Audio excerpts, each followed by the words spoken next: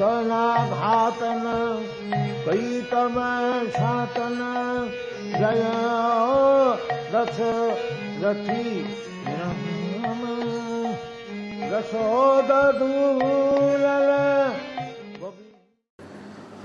श्रीमद् भागवत महापुराण। अभी तक हम लोगों ने दशम स्कंद के छठे अध्याय के पूतना वध नामक छठे अध्याय के 3 श्लोक पढ़े हैं। एक बार उनको दोहरा लेते हैं। श्री शुक उवाच नंदः पथिवचः शौरेः न मृषेति विचिन्तयन्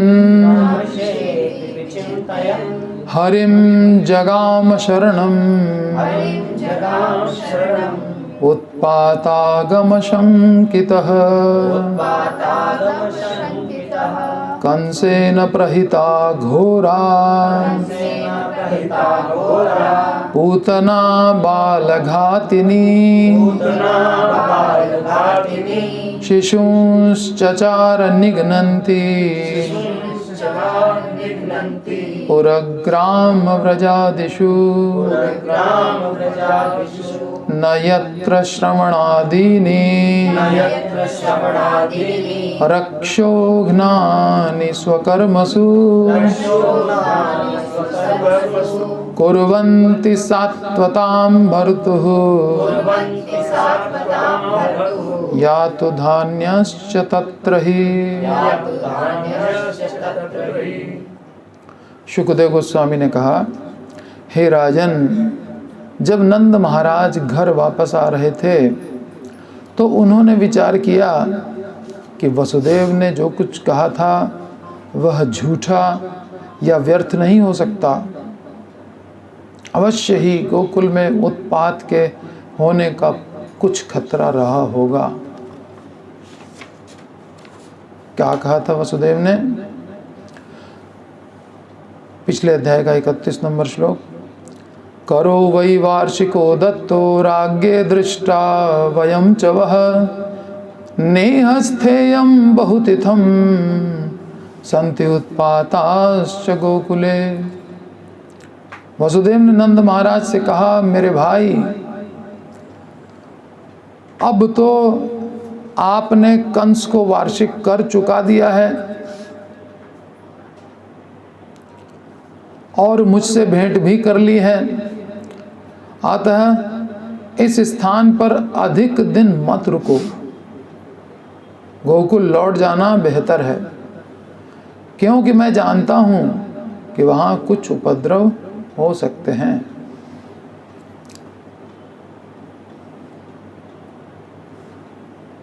ये वसुदेव ने कहा था। तो अब नंद बाबा सोच रहे हैं, जाते समय जब नंद महाराज घर वापस आ रहे थे तो उन्होंने विचार किया कि वसुदेव ने जो कुछ कहा था वह झूठा या व्यर्थ नहीं हो सकता।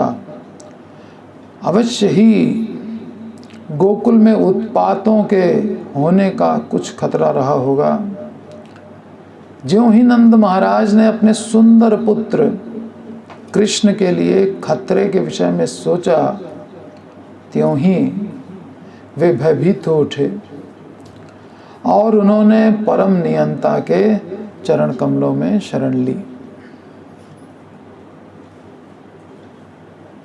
यद यद आचरति श्रेष्ठः तत्तदेवे तरो जनाः। आगे स यत् प्रमाणं कुरुते लोकस्तदनुवर्तते। यद्यद आचरति श्रेष्ठः, श्रेष्ठ व्यक्ति जैसा जैसा आचरण करता है, गीता में भगवान कह रहे हैं, वैसा वैसा सामान्य व्यक्ति करता है। तो श्रेष्ठ व्यक्ति, श्रेष्ठतम व्यक्ति नंद महाराज, वो क्या आचरण कर रहे हैं? जब प्रॉब्लम आ रही है तो हरिम शरणम जगाम, हरि की शरण ले रहे हैं। तो अब हमारा कर्तव्य क्या है? हम तो इतरजन हैं, हम तो सामान्य व्यक्ति हैं, तो हमें भी भगवान की शरण लें। कोई प्रॉब्लम हो, भगवान की शरण। बस, और कुछ नहीं। हरिम जगाम शरणम उत्पातागम शंकितः, उत्पात की आशंका से ही शरण तुरंत ले ली। कोई समस्या आने की संभावना ही कहीं बने, इमीडिएटली शरण। बस, शरण में तो भक्त हमेशा रहता है, लेकिन स्पेशली भगवान का स्मरण करता है। जो शरणागत वत्सल वाली लीलाएं हैं भगवान की, उन लीलाओं का स्मरण करता है। गजेंद्र की कैसे रक्षा की, द्रौपदी की किस प्रकार से रक्षा की, इस प्रकार की लीलाओं का उसको स्मरण होने लगता है। ज्यों ही नंद महाराज ने अपने सुंदर पुत्र कृष्ण के लिए खतरे के विषय में सोचा, त्यों ही वे भयभीत हो उठे और उन्होंने परम नियंता के चरण कमलों में शरण ली। तो शरण में तो वो हमेशा से हैं, वो कृष्ण उनके घर में जन्म ले रहे हैं, वो क्या शरण लेंगे? कृष्ण खुद आके उनके यहाँ शरण ले रहा है ना, डिपेंड हो रहा है करके। तो कहने का तात्पर्य यही है कि नंद बाबा शरणागत वत्सल भगवान की, विष्णु की लीलाओं को स्मरण करने लग गए। पृथ्वी का कैसे वराह भगवान ने उद्धार किया, नहीं देखा गया कष्ट। कंसेन प्रहिता घोरा पूतना बालघातिनी शिशुश्चचार निघ्नन्ति पुरग्राम प्रजादिषु।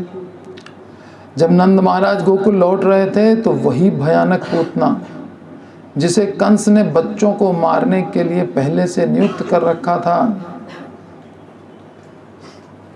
नगरों तथा गांवों में घूम घूम कर दुष्कर्म कर रही थी। किस लिए नियुक्त किया था कंस ने?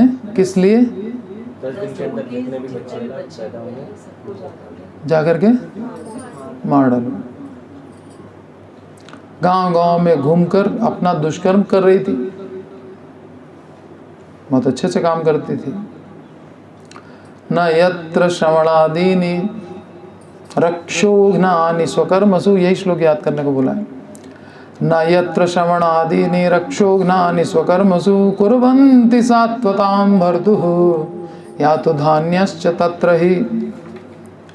हे राजन, जहाँ भी लोग कीर्तन तथा श्रवण द्वारा अपने भक्ति कार्यों में लगे रहते हैं, श्रवणम कीर्तनम विष्णोः, वहाँ बुरे लोगों से किसी प्रकार का खतरा नहीं रहता। प्रभुपाद बिल्कुल आज के युग के हिसाब से ट्रांसलेट कर रहे हैं। बुरे लोगों से, ये नहीं कि राक्षसों का खतरा नहीं होता। कहेंगे राक्षस राक्षसियाँ तो आजकल दिखते ही नहीं, आजकल सूटेड बूटेड राक्षस राक्षसी हो गए। पॉलिश्ड एनिमल्स, पॉलिश्ड राक्षस, पॉलिश्ड राक्षसियाँ।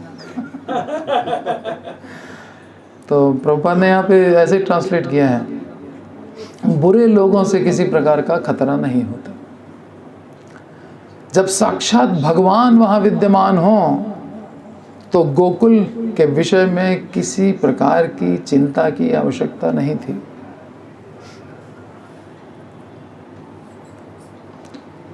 अब आगे पढ़ते हैं। साखेचर्ये कदोत्पत्य पूतनानंद गोकुलम योषित्वा माययात्मानं प्राविशत् कामचारिणी साखेचर्ये कदोत्पत्य पूतनानंद गोकुलम योषित्वा माययात्मानं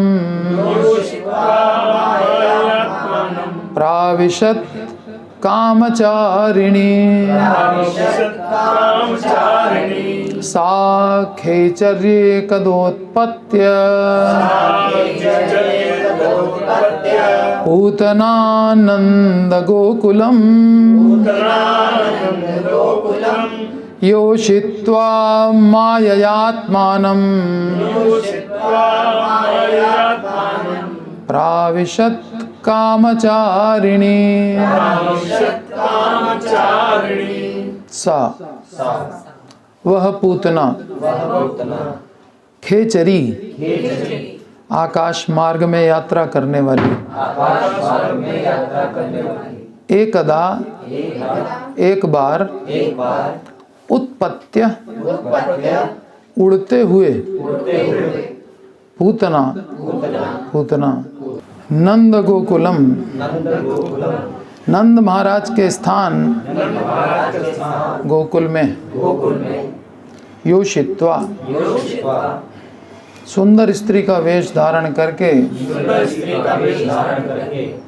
मायया योग शक्ति से आत्मानम अपने आप को प्राविशत प्रवेश किया कामचारिणी इच्छा अनुसार विचरण करने वाली। एक बार स्वेच्छा से विचरण करने वाली पूतना, स्वेच्छा से विचरण करने वाली पूतना राक्षसी बाह्य आकाश या अंतरिक्ष में घूम रही थी, तो वह अपनी योग शक्ति से अपने को सुंदर स्त्री के रूप में बदलकर नंद महाराज के स्थान गोकुल में प्रविष्ट हुई। अपनी योग शक्ति से सुंदर स्त्री के रूप में अपने को बदल दिया और नंद महाराज के स्थान गोकुल में प्रविष्ट हो गई। तात्पर्य महाभागवत श्रील प्रभुपाद की जय। और राक्षसनियाँ ऐसी योग शक्ति जानती हैं जिनसे वे यंत्रों के बिना ही आकाश में यात्रा कर सकती हैं। आज भी भारत के कुछ भागों में ऐसी डाइने या जादूगरनियाँ हैं जो डंडे पर बैठकर पलक मारते ही एक स्थान से दूसरे स्थान पर पहुंच जाती हैं। डंडा क्या है? सूखा हुआ वृक्ष है ना, सूखे वृक्षों से उड़ती हैं। पूतना को यह कला आती थी। उसने सुंदर स्त्री का वेश धारण कर नंद महाराज के धाम गोकुल में प्रवेश किया। अगले 2 श्लोकों में पूतना के सौंदर्य का वर्णन। भगवान से संपर्क हो जाए, भगवान के धाम में पहुंच जाए कोई, तो पूतना की भी सुंदरता का वर्णन होने लगता है। वो भी भागवत में सुखदेव गोस्वामी करते हैं।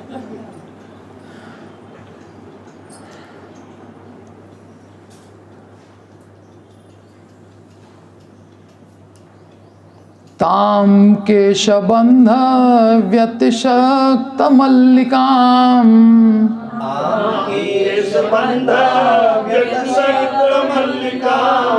बृहन्नितंब स्तनकृच्छ्र मध्यमाम सुवाससं कल्पित कर्णभूषण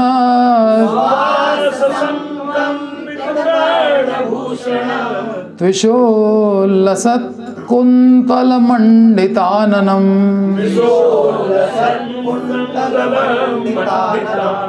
त्विशोल्लसत् कुन्तलमण्डिताननाम् वल्गुस्मितापाङ्गविसर्गवीक्षितैः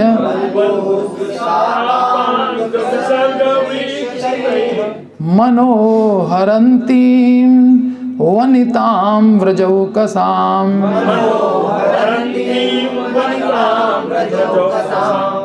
अमंसतां भोजकरेण रूपिणी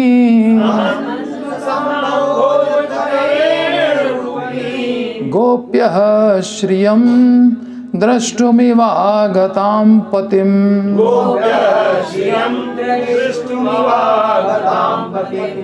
ताम उसको केशबंध व्यतिशक्त मल्लिकाम, जिसके जूड़े मल्लिका के फूलों की मालाओं से सजाए गए थे। बृहत बहुत बड़े, नितंब स्तन अपने कूलों तथा दृढ़ स्तनों से, कृच्छ्र मध्यमाम पतली कमर के भार से नत, सुवाससम अच्छे वस्त्रों से सज्जित, कल्पित कर्णभूषण कानों में पहने कुंडलों की त्विषा चमक से उल्लसत अत्यंत आकर्षक, कुंतल मंडित आननाम काले बालों से घिरे सुंदर मुखमंडल वाली, वल्गु स्मित अपांग विसर्ग वीक्षितैः हास्य युक्त चितवन से, मनः हरंतीम मन को हरती हुई, वनिताम अत्यंत आकर्षक स्त्री ने, व्रज ओकसाम गोकुल वासियों को अमनसतः सोचा, अम्भोज कमल लिए हुए, करेण हाथ में, रूपिणीम अत्यंत सुंदर, गोप्यः गोकुल की रहने वाली गोपियां, श्रियम लक्ष्मी, द्रष्टुम देखने के लिए, इव मानो आगताम आई हो, पतिम पति को। इसमें 5वें श्लोक में पूतना के रूप का वर्णन है और 6ठे श्लोक में उसकी चेष्टाओं का वर्णन है। किस प्रकार से देख रही है, कमल हाथ में लिए है, घुमाती हुई चली आ रही है। अनुवाद। उसके नितंब बड़े बड़े थे, उसके स्तन दृढ़ तथा विशाल थे, जिससे उसकी पतली कमर पर अधिक बोझ पड़ता प्रतीत हो रहा था। वह अत्यंत सुंदर वस्त्र धारण किए थी। उसके केश मल्लिका फूल की माला से सुसज्जित थे और उसके सुंदर मुख पर बिखरे हुए थे। उसके कान के कुंडल चमकीले थे। वह हर व्यक्ति पर दृष्टि डालते हुए आकर्षक ढंग से मुस्कुरा रही थी। अब ये चेष्टाएं स्टार्ट हो गई। 6ठा श्लोक। उसकी सुंदरता ने ब्रज के सारे निवासियों का, विशेषतया पुरुषों का ध्यान आकृष्ट कर रखा था। जब गोपियों ने उसे देखा तो उन्होंने सोचा कि हाथ में कमल का फूल लिए लक्ष्मी जी अपने पति कृष्ण को देखने आई हैं। ये सोचने लगी, इतनी सुंदर हो गई।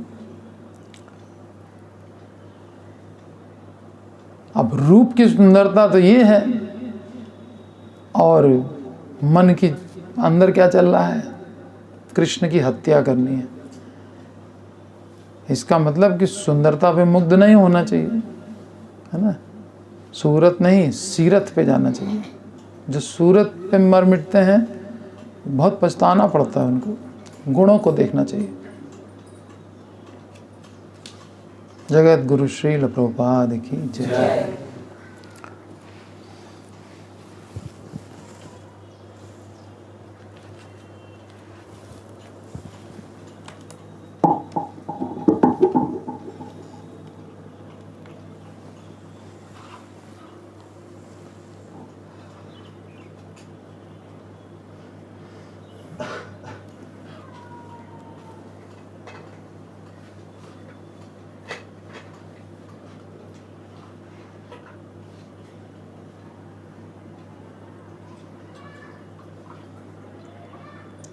तो षष्ठे सौरूप्य कौरूप्य जीवन मृत तनोरिह निर्वाणी उक्तः पूतनाया दाहो नंदस्य चागमः।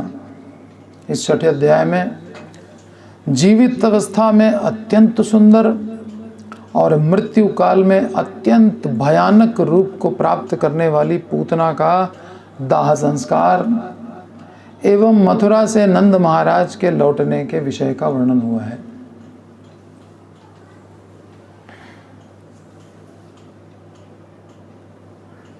सुखदेव गोस्वामी कहते हैं, नंदः पथि वचः शौरैः न मृषेति विचिन्तयन् हरिम जगाम शरणम उत्पातागम शंकितः।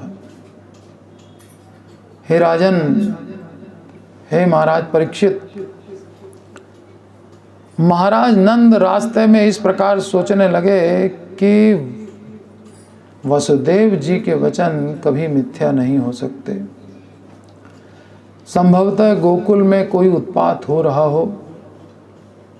इस प्रकार उत्पात की आशंका से भयभीत होकर मन ही मन वे सर्व भय नाशक अपने इष्ट देव श्री हरि के शरणागत हो गए। कंसेन प्रहिता घोरा पूतना बालघातिनी शिशुश्चचार निघ्नन्ति पुरग्राम व्रजादिषु। इधर अत्यंत क्रूर स्वभाव वाली बालघातिनी पूतना नाम की राक्षसी कंस द्वारा नियुक्त होकर नगरों, जनपदों एवं अहीरों की बस्तियों आदि स्थानों पर शिशुओं की हत्या करती हुई भ्रमण कर रही थी।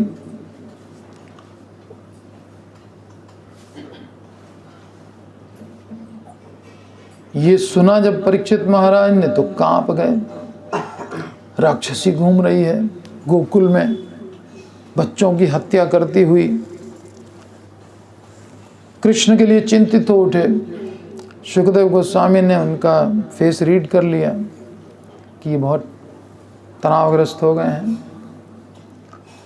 तब उनको रिलैक्स करने के लिए सुखदेव गोस्वामी ने एक श्लोक कहा, न यत्र श्रवणादीनि रक्षोघ्नानि स्वकर्मसु कुर्वन्ति सात्वतां भर्तुः यातु धान्यश्च तत्र हि। हे राजन, जिस स्थान पर अपने अपने ऐहिक और पारलौकिक कर्मों में स्थित जीव, प्रत्येक जीव कर्म कर रहा है। कुछ इस संसार से संबंधित कर्म हैं और कुछ आध्यात्मिक उन्नति के लिए जो कर्म किए जा रहे हैं। दोनों प्रकार के कर्म में लगे हुए हैं लोग। तो ऐहिक और पारलौकिक कर्मों में स्थित मानव सात्वत पति अर्थात भक्तों के स्वामी श्री कृष्ण के राक्षस भय विनाशक नाम आदि का श्रवण कीर्तन इत्यादि जहाँ पे लोग नहीं करते, कर्म में तो लगे हैं। हर एक से कहो कि ये बुक पढ़िए, गीता पढ़िए, अरे कहाँ टाइम है। कर्म में लगे लगे ये चीज़ भी करनी है। अगर ये नहीं करेंगे तो फिर राक्षसियाँ, भूत प्रेत पिशाच का अटैक होगा, यहाँ बुरे लोगों का प्रभाव पड़ेगा। बुराई देखेंगे तो हम भी बुरे बनते चले जाएंगे। आजकल ज़माना बदल गया है, सीधाई से काम नहीं चलता। सीधे बने रहेंगे तो लोग बहुत ठगेंगे। देखिए हम बुरे बन रहे हैं ना, ये सोच करके बुराई देखी, अब हमारे अंदर बुरापन आने लगा। सीधाई से काम नहीं चलेगा, इसका मतलब हम सीधे न रहें। और सीधाई तो भगवान को पसंद है ना। मोहि कपट छल छिद्र न भावा, ऐसा व्यक्ति भगवान को पसंद है। और हम क्या हो गए, दुनिया को देख बुराई देखी तो बुरे बनते गए। इधर देखो नंद महाराज को, वसुदेव को देखने के लिए ये सब साधु पुरुष हैं, तो बुराई दूर चली जाएगी। जरा सी प्रॉब्लम आई, हरि शरणम जगाम, चले गए तुरंत शरण में। आशंका हुई बस प्रॉब्लम आ सकती है, तुरंत शरण। तो राक्षस भय विनाशक भगवान का नाम, मधुसूदन, पूतनारी, कंसारी, कंस के शत्रु, पूतना के शत्रु, है ना। नृसिंह भगवान, भक्ति विघ्न विनाशक, इस प्रकार के जो नाम है भगवान के, ये राक्षस भय विनाशक नाम है। इनका श्रवण कीर्तन आदि जहाँ नहीं होता है, उसी स्थान पर ऐसी राक्षसियां अत्याचार करने में समर्थ होती हैं। किंतु जहाँ स्वयं श्री कृष्ण विद्यमान है गोकुल में, तो परीक्षित तुम क्यों डर रहे हो? वहां तो कृष्ण बैठे हैं। जहां नामोच्चारण होता है वहां तो ये राक्षसियां कुछ कर नहीं पाती, और तुम डर रहे हो उसके लिए जहां स्वयं कृष्ण बैठे हैं, और कृष्ण के लिए डर रहे हो जहां श्री कृष्ण स्वयं विराजमान है। वहां भय की आशंका किस प्रकार से हो सकती है?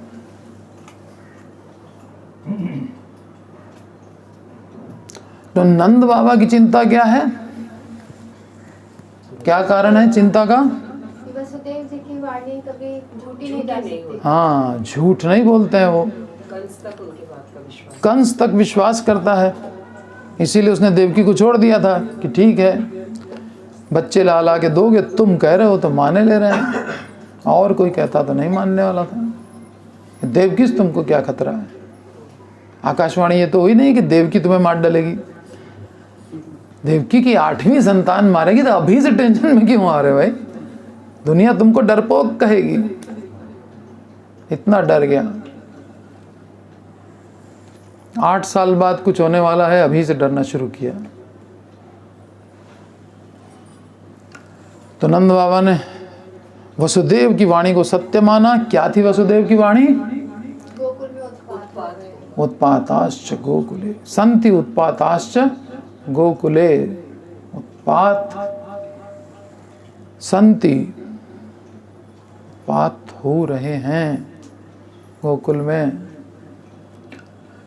तो उनकी चिंता दूर कैसे हुई? हरिम जगाम शरणम, हरिम शरणम जगाम, हरि की शरण में चले गए। जगाम माने चले गए। और फिर परीक्षित क्यों चिंतामग्न हो गए? क्योंकि पूतना वहां पे जा चुकी है गोकुल। हाँ, और जब कथा प्रारंभ हुई तो पहले यही बात हो गई कि कंसेन प्रहिता घोरा पूतना बालघातिनी शिशु चचार निघ्नन्ति पुर ग्राम व्रजादिशु। सब जगह घूम रही है, पूर्व में, ग्राम में, व्रज में, जहाँ गैया चरती है वहाँ भी, हर जगह वो जो है एंटर हो जा रही है। ये बड़ी खतरनाक बात है।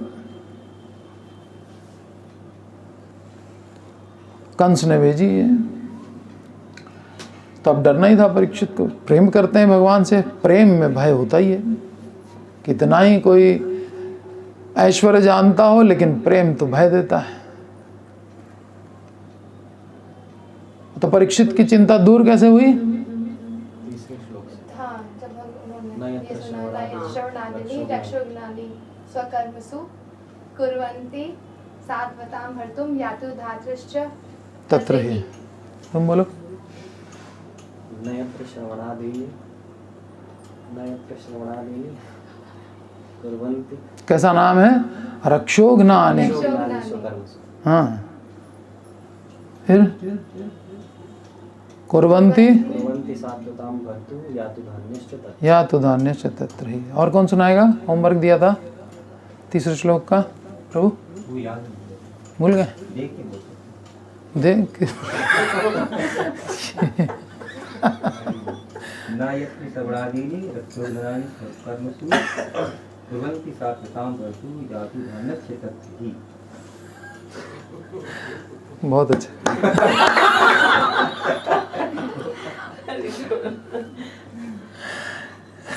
Good boy. Very good.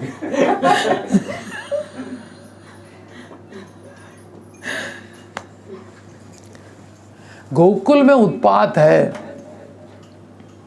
इन वचनों से पैदा हुआ भीतरी भय।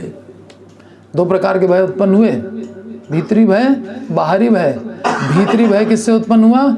वसुदेव के वचन से उत्पात हो रहा है। और बाहरी भय, वो जब पूतना को मरा हुआ देखेंगे, अरे बाप रे ये भयंकर राक्षसी आई थी, वसुदेव सही बोल रहे थे। तो भीतरी भय कैसे दूर हुआ? तो जितना भी बौद्धिक मानसिक ये जो भय है, ये सब कैसे दूर होगा? भगवान की शरण से।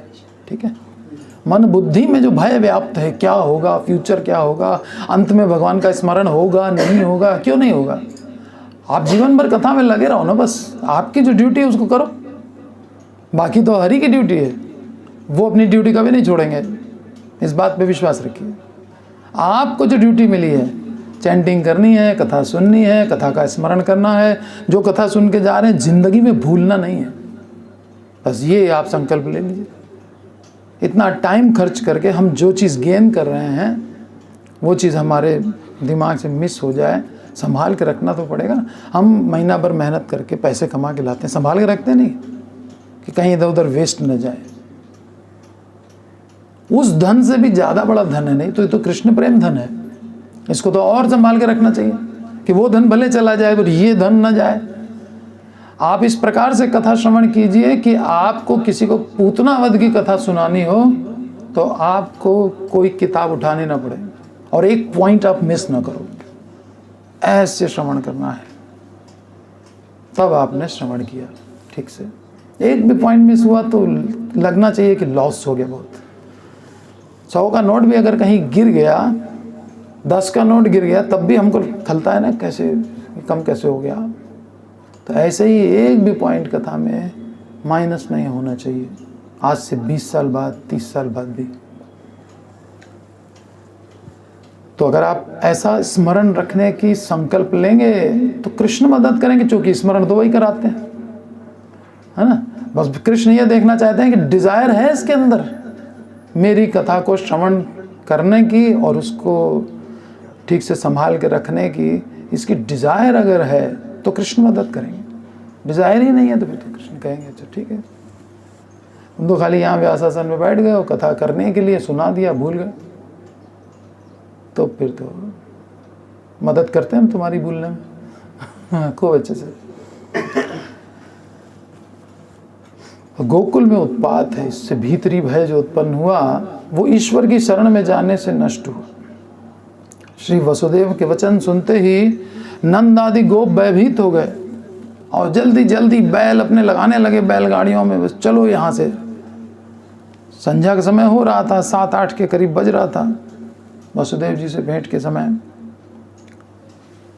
प्रदोष काल था, सूर्यास्त के 45 मिनट अंदर अंदर होता है, 45 मिनट पहले से लेकर 45 मिनट बाद तक, यानी 1.5 घंटे का ये प्रदोष काल होता है। उसी समय मीटिंग हुई थी, तो समय बहुत हो चुका था। वैसे तो रात में न निकलते, रात में यहीं रेस्ट करते हैं, अब कहाँ अंधेरे में 30 किलोमीटर जाएंगे। वसुदेव का फर्ज था कि रोक लेते, आज रात में रुक जाइए, कल सवेरे चले जाइएगा। कोई भी होगा सामान्य व्यक्ति, हम लोग भी ऐसे ही करेंगे, भाई रात में कहाँ जा रहे हो।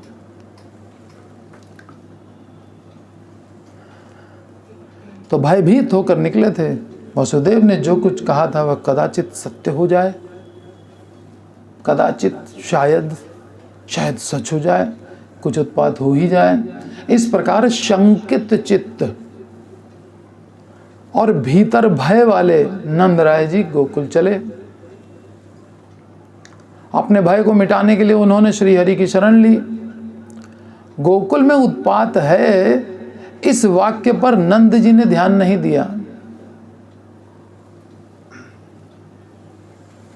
उन्होंने कहा था गोकुल में उत्पात है, संति उत्पाताश्च गोकुले।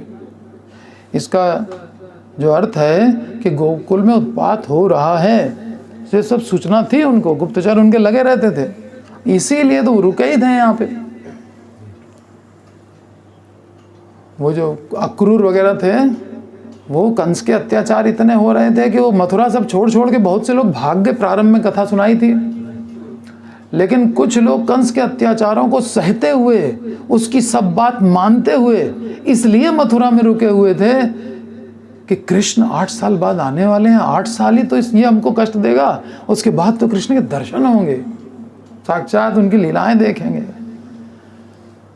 तो ठीक है झेल लेंगे इतना भी। अनंत जन्मों में पता नहीं क्या क्या झेला है, 8 साल और सही। इस चक्कर में सब रुके हुए थे, नहीं तो छोड़ के भाग जाते कंस को। कंस को कौन देखना चाहता है डिवोटी, और बात मान रहे हैं उसकी। मालूम है कि क्या कपट कर रहा है, कृष्ण बलराम को बुलाने के लिए अक्रूर जी को भेजा, लेकिन सब बातें मान रहे, विश्वास है।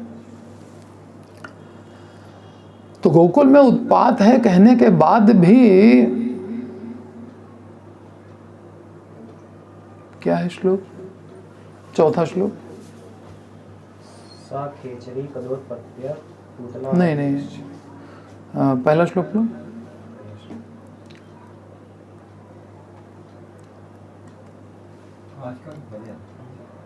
आज का पहला वाला, यही है। आज का नहीं है, जो पिछले संडे वाला था। नंद पथ पति वचा शौर्य नाम विषेत हाँ, उत्पातागम शंकर शंकितः, उत्पातागम शंकितः। क्यों? जब वसुदेव कह रहे हैं कि हो सकता प्रॉब्लम है वहाँ, तो आपको शंका ही हो रही, खाली डाउट हो रहा है। क्या आपको वसुदेव पे डाउट है? नंद बाबा को वसुदेव पे डाउट, ठीक है चल दिए, लेकिन एक होना कंफर्म कि हाँ उत्पात हो रहा है, चलो भागो। एक होता है उत्पात की केवल आशंका है, क्या पता वसुदेव का वचन सत्य हो जाए। क्यों ये संदेह? संदेह इसलिए है कि भगवान की कृपा है। अगर कंफर्म होता कि हाँ उत्पात हो रहा है तो रास्ते में मर गए होते नंद बाबा, ये जीवित घर नहीं पहुंचते। इतना प्रेम है उनका, अगाध प्रेम है कि ये जा ही नहीं पाते वहां से। उत्पात हो रहा है, अरे बाप रे, इसीलिए उन वचनों पे ध्यान नहीं दिया। ध्यान भगवान ने देना ही नहीं दिया। भगवान है ना, मत्तः स्मृति ज्ञानम अपोहनम च, और ऐसे करके योगक्षेम करते हैं भगवान। इतना कंफर्म है कि वसुदेव झूठ नहीं बोलता, फिर भी केवल शंका ही रही, कंफर्मेशन नहीं हुआ। ये कृष्ण की इच्छा। अपने भाई को मिटाने के लिए उन्होंने हरि की शरण ली, वसुदेव के वचन पे ज्यादा कंसंट्रेट नहीं किया, हरि की शरण पे ज्यादा कंसंट्रेट किया। 2 ऑप्शन थे ना, चिंता करते हुए जाते या हरि की शरण ले ली तो फिर मां सोचा है, ठीक है। लेकिन अब एक शंका तो है ही कि कहा है तो हो सकता है, तो ये वचन थोड़ा सा उनको राहत मिली। शंका होने के कारण कुछ रिलैक्स में रहे, कंफर्मेशन होता तो फिर तो गए थे ये। अपने भाई को मिटाने के लिए उन्होंने श्री हरि की शरण ली। गोकुल में उत्पात है, इस वाक्य पर नंद जी ने ध्यान नहीं दिया और हरि का तीव्रता से स्मरण किया। यदि इन वचनों पर अधिक ध्यान देते तो उनके प्राण ही निकल जाते। नंद जी के मन में केवल उपद्रव की शंका हुई, अभी उपद्रव हो रहा है यह निश्चय उन्हें नहीं हुआ। उत्पातागम शंकितः, इस शंकितः शब्द इसको बता रहे।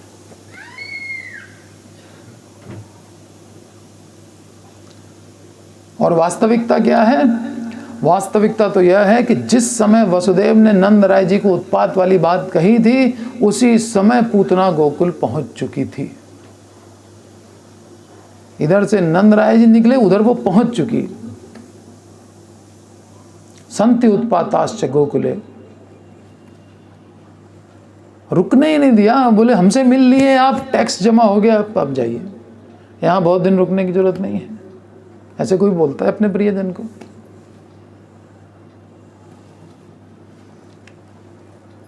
श्री वसुदेव वाच, करो वही वार्षिको दत्तो, वार्षिक कर दे दिया ना। राज्ञे दृष्टा वयम च वह, हमने भी एक दूसरे को देख लिया। दृष्टा वयम, हम दोनों। नेह स्थेयम बहुतिथम, बहुत दिन रुकने की जरूरत नहीं, बहुतिथम संति उत्पाताश्च गोकुले। तो नंद जी का जो निश्चय था कि वसुदेव सत्य वक्ता हैं, वह सही था। वसुदेव ने स्पष्ट कह दिया था कि गोकुल में उत्पात हो रहे हैं, फिर भी नंद महाराज को उत्पात की केवल शंका ही थी। इसका कारण भगवान का चरित्र है। स्वयं भगवान चाहते हैं कि नंद बाबा को केवल शंका ही हो, नहीं तो उनके अगाध वात्सल्य के कारण उनके प्राण ही निकल जाएंगे। इस प्रकार नंद बाबा का जो आंतरिक भय है उसे भगवान ही मिटाते हैं। अंदर ही अंदर काम कर रहे हैं भगवान।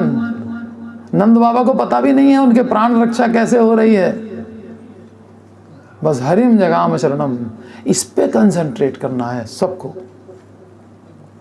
शरण ले ली है, बस प्रॉब्लम क्या है उस पे कंसंट्रेट नहीं करना, प्रॉब्लम तो दूर हो ही जाएगी। सब लाइटली लो संसार की जितनी प्रॉब्लम्स हैं, लेकिन सीरियसली लेने वाली चीज है हरिम शरणम जगाम। बस ये देखिए आपने आचरी नंद बाबा सिखा रहे हैं हम लोग को आचरण करके।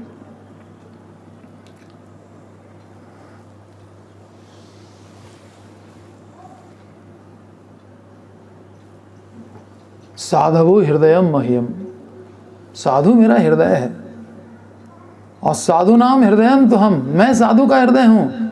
दोनों एक दूसरे को भली भांति जानते हैं। अरे मर जाएगा, वसुदेव की बात पे विश्वास कर लेगा तो मेरे एक पिता की बात पे दूसरे पिता ने विश्वास किया तो गया काम से। दूसरा व्यक्ति ये सूचना दे करके भी जीवित है। देखिए प्रेम का डिफरेंस।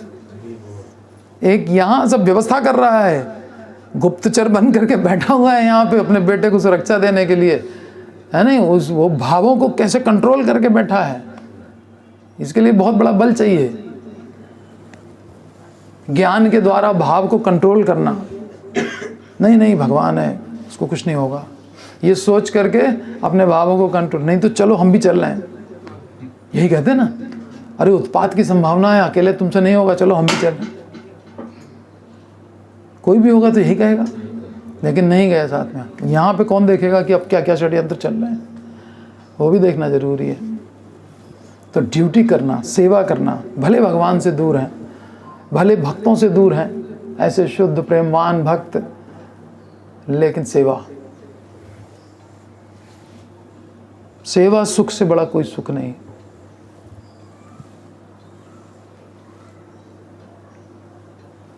पूतना का शासक कंस था, जो कहता था वो करती थी।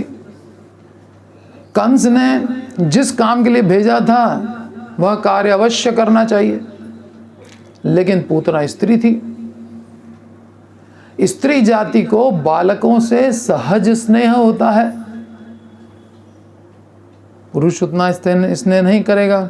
वो ड्यूटी देखेगा, वो कहेगा नहीं इसको पढ़ना है, तो स्ट्रिक्ट होते हैं पिता।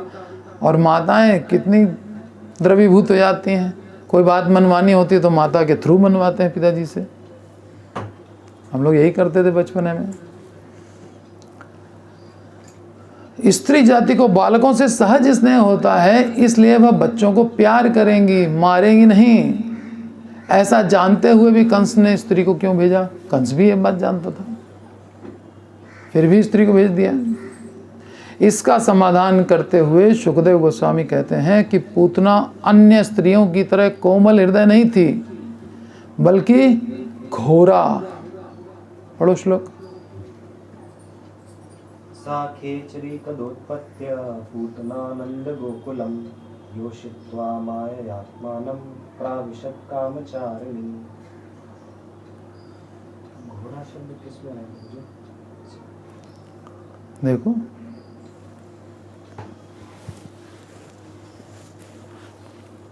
कंसेन प्रहिता घोर हाँ। पूतना बाल सेकंड श्लोक, जिसको सुन करके परीक्षित टेंशन में आ गए। शिशुनश्चार निघ्नन्ति पुरग्राम व्रज आदिषु। तो कंसेन प्रहिता घोरा, ऐसी घोर मतलब भयानक, और जिसके हृदय में कोई दया ना हो बच्चों के प्रति, उस घोर स्त्री को भेजा। ये कोई प्रेम करने वाली स्त्री, कोमल हृदय वाली नहीं, घोरा। इसलिए कंस ने उसको मारने को भेजा, बच्चों को। किस लिए भेजा? मारने के लिए। जात कर्म आदि संस्कार करने के कारण देवता रक्षक हो जाते हैं। नंद बाबा ने जात कर्म संस्कार किया बच्चे का, सब देवताओं के लिए यज्ञ में आहुति दी गई, देवता प्रसन्न, हाँ भाई बच्चे का सब कुछ हम लोग को अंश मिला है ना, तो प्रसन्न है तो उसकी रक्षा करेंगे, कोई विपत्ति आएगी तो उसकी रक्षा करेंगे। तो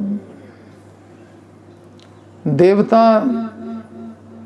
रक्षा करते हैं, और जब देवता रक्षा करते हैं, जात कर्म हुआ रहता है, तो अब गोकुल के तो सारे वासी धर्म वाले थे, धर्म का पालन करने वाले, तो सबने किया होगा। तो भले कोई कंस के फेवर में रहे होंगे, डर के मारे, कुछ लोग डर से फेवर में हो जाते हैं, एक्चुअली मन से फेवर नहीं करते हैं, पर डर के कारण माननी पड़ती है बातें।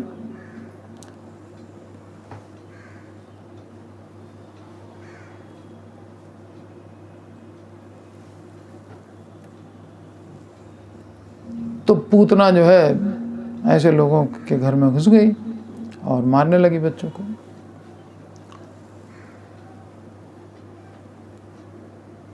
तो देवता जब रक्षक हैं तो कैसे मार पाई, प्रश्न ये उठा। तो इसका समाधान करते हुए सुखदेव गोस्वामी कह रहे हैं, बाल घातिनी कंसेन प्रहिता घोरा पूतना बाल घातिनी। तो बच्चों की हत्या करने वाली थी, उसका स्वभाव था और कोई काम ही नहीं था उसके पास। जैसे देवताओं में रक्षा करने की शक्ति है, वैसे पूतना में बालकों को मारने की शक्ति है। अब भगवान ने ही ऐसी शक्ति दी है पूतना को भी, देवताओं को भी। देवताओं को रक्षा करने की शक्ति किसने दी, और पूतना को मारने की? हम सब खेल खिलौने उसके, खेल रहा करतार रे। खेल रहे हैं बैठ के, उसको मारने की शक्ति है, उसको बचाने की शक्ति। अब दोनों, एक मारने वाला बचाने वाला, दोनों लड़े पड़े हैं। ये दर्शक बने आराम से देख रहे हैं। भगवान को मजा कराना है बस कुल मिला के।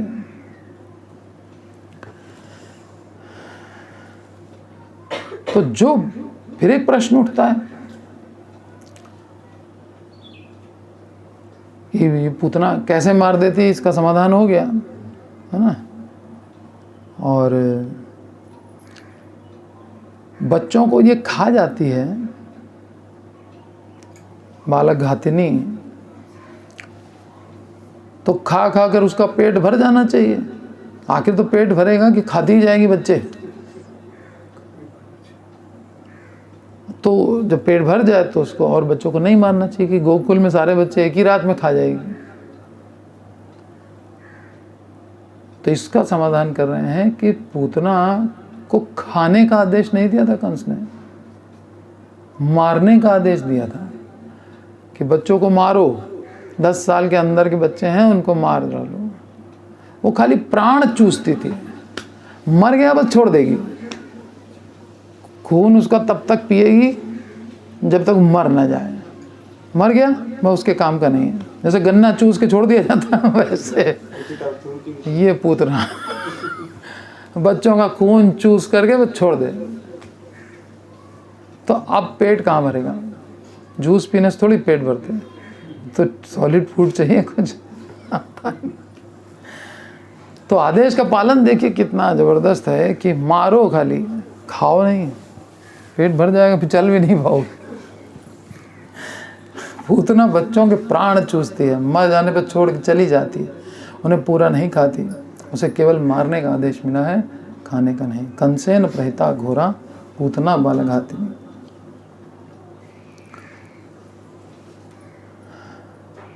अच्छा, फिर एक प्रश्न है कि जब पूतना का स्वाभाविक कर्म ही बालकों की हत्या करना था, तो रोज घूमती होगी, बालकों को मारती होगी, तो फिर ब्रिजमंडल में इतने सारे बालक जीवित ही नहीं रहने चाहिए थे, और रोज घूम घूम के मारती रहती। तब तो कोई त्राही त्राही मची नहीं थी। कंस के आदेश से पहले भी तो यही काम करती होगी, उसका स्वाभाविक कर्म यही था। तो कह रहे हैं कि नहीं, यहाँ तो आ ही नहीं सकती ना वो, क्योंकि यहाँ क्या होता है, यहाँ तो हरि नाम का कीर्तन होता है, यहाँ सब हरि से प्रेम करने वाले लोग बैठे हुए हैं, इसलिए वो यहाँ आकर के कहाँ बच्चों को मार खा पाएगी। न यत्र श्रवणादीनि रक्षोघ्नानि स्वकर्मसु कुर्वन्ति सात्वतां भर्तुः यातु धान्यश्च तत्र ही। जहाँ नहीं होता है कीर्तन श्रवण स्मरण, वहीं पे यातु धानी बुरे लोग अपना प्रभाव दिखा पाते।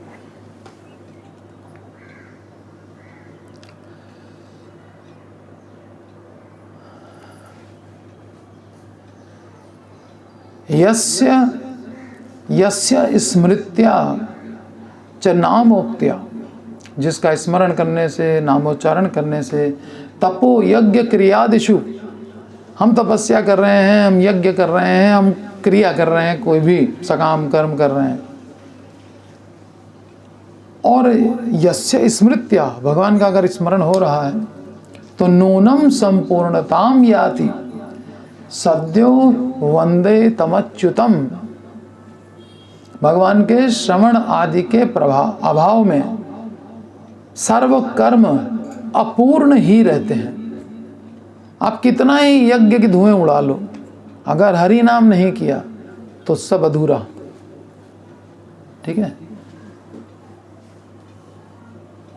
और भगवान के स्मरण एवं नाम ग्रहण से ही वे पूर्ण हो जाते हैं। नूनम संपूर्णताम याति, नूनम माने निश्चित रूप से, संपूर्णताम याति, वो संपूर्णता को प्राप्त करता है कर्म। इसलिए क्या करना चाहिए, सद्यो वंदे तम अच्युतम, उस अच्युत का तुरंत वंदन करना चाहिए। हरे कृष्णा कृष्णा कृष्णा हरे हरे, हरे राम राम राम हरे हरे। तो राक्षस तो सब जगह होते ही हैं। अब सब जगह तो नहीं हरि कीर्तन हो रहा है, राक्षस इसका तो सब जगह रहेंगे। इसलिए सर्वत्र भगवान का नाम सर्वदा लेते रहना चाहिए। अब कहीं भी जाए आदमी तो भगवान का नाम जपता हुआ चले, क्योंकि राक्षस सब जगह हैं, ये मान के चलिए। ठीक है। जहां कीर्तन नहीं हो रहा है वहां राक्षस हैं। तो आप जिधर चल रहे उधर कीर्तन करते चलो, तो वहां से सब राक्षस अपना हटते रहेंगे।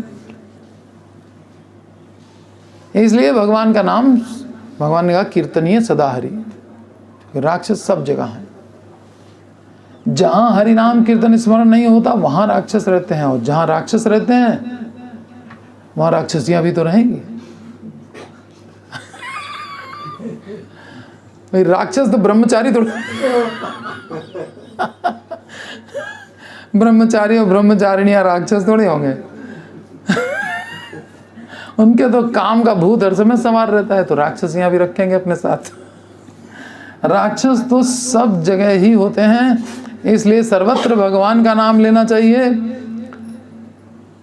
जहां राक्षस रहते हैं वहां राक्षसियां भी रहेंगी। और पति की उपस्थिति में स्त्रियां प्रबल हो जाती हैं, ये भी है। और वे कहीं भी आ जा सकती हैं। इसलिए अगर पति उपस्थित ना रहे तो क्या होगा, निर्बल हो जाएगी। ठीक है। इसका मतलब पहले राक्षसों का इलाज करना है। आया समझे? राक्षस नहीं रहेंगे तो राक्षसियां निर्बल हो गई। इसलिए पहले राक्षसों का नाश करने के लिए हरिनाम का श्रवण कीर्तन स्मरण होना चाहिए। रक्षो ज्ञानी, घ्न मतलब नाश करना, और रक्षो माने राक्षस, राक्षसों का नाश करने वाला भगवान का नाम है रक्षो ज्ञानी। कैसा है नाम? हाँ, तो वो नाम लेते रहना चाहिए, उससे राक्षसों का नाश होगा और राक्षसियां दुर्बल हो जाएंगी। ये है। जैसे विश्वामित्र के यज्ञ में राक्षस अटैक कर रहे थे, तो किसको ले गए? उस समय भगवान थे, है ना, उस समय यहाँ पे लीला कर रहे थे, प्रकट लीला, तो प्रकट लीला में गए और जा करके उनको बुला लाए। और जब प्रकट लीला नहीं है तो नाम तो है ही है, फिर नाम लो तो वो भी समान रूप से शक्तिशाली है। नाम और नामी में कोई भेद नहीं, नाम भी वही काम करेगा।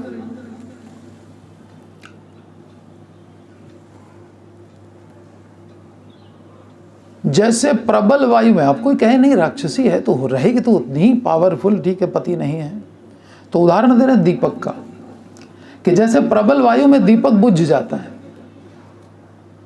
उसमें रहने वाला तेल भी, तेल तो पड़ा है उसमें, परंतु तेल उसकी बुझने से रक्षा नहीं कर पाता। ठीक है, अब राक्षसी के अंदर है तो एनर्जी, लेकिन कोई सपोर्ट तो चाहिए, कोई बैकअप तो चाहिए। वो नहीं होने से वो ढीली पड़ जाती है, अपने एक्शन नहीं कर पाती। इसलिए हरि नाम करके रक्षोघ्नानी, रक्षोघ्नानी का मतलब ये राक्षसों का नाश करने वाला नाम वो लेते रहना चाहिए। जैसे मतलब नाम नहीं लेने का परिणाम बताया जा रहा है। नाम की महिमा तो चैतन्य शिक्षाष्टक में खूब गाई गई, नाम करने से ये होगा, ये होगा, ये होगा। नाम नहीं करने से क्या होगा? राक्षस राक्षसियाँ अटैक करेंगे, और वैसा ही राक्षसी स्वभाव हो जाता है। जब आदमी चैंटिंग छोड़ देता है, क्या स्वभाव बनता है? वही आदमी राक्षस जैसा हो जाता है पूरा। पहले हम ही लोग क्या थे? राक्षस जैसी हालत थी। प्रभुपाद जी ने कृपा करके हरि नाम दे दिया, बस अब बन गए, कथा श्रवण कर रहे हैं। तो राक्षसों का नाम लेने, नाश करने वाला हरि नाम श्रवण कीर्तन निस्मरण होना चाहिए। राक्षसों का नाश हो जाने पर राक्षसियां कुछ नहीं कर पाएंगी। जैसे प्रबल वायु में दीपक बुझ जाता है, उसमें रहने वाला तेल भी प्रचंड वायु से उसकी रक्षा नहीं कर पाता। पूर्ण शुद्ध विधि से पढ़े हुए मंत्र ही, अब एक चीज़ और ध्यान रखिए, पूर्ण शुद्ध विधि से पढ़े हुए मंत्र ही पापों के नाशक होते हैं। इसका मतलब नाम अपराध समाप्त होना जरूरी है। ठीक है, और ये जो बताया था कपूयाचरण और आध्यात्मिक तुष्टि, ये सातों बातों से बचना चाहिए। व्यास पूजा वाले लेक्चर में बताया था, भूल गए हो तो यूट्यूब में फिर से देख सकते हैं। तो पूर्ण शुद्ध विधि से जपे हुए मंत्र ही पापों के नाशक होते हैं। नहीं तो क्या है, भोगों की प्राप्ति कराएंगे। नाम तो बेकार जाता नहीं है। तीन अवस्थाएं होती हैं, या तो भोगों की प्राप्ति कराए या तो मुक्ति की प्राप्ति कराए। ये दोनों मेरे टारगेट नहीं, हमको तो प्रेम चाहिए। तो प्रेम तो जब मंत्र उच्चारण बिल्कुल शुद्ध तरीके से होगा तभी होगा। अच्छा, राक्षस सब जगह हैं, इसलिए यहाँ सर्वत्र सर्वदा, सर्वत्र माने सब जगह, सर्वदा माने सब काल में भगवान का नाम लेना चाहिए। अच्छा, भगवान भी तो सब जगह हैं।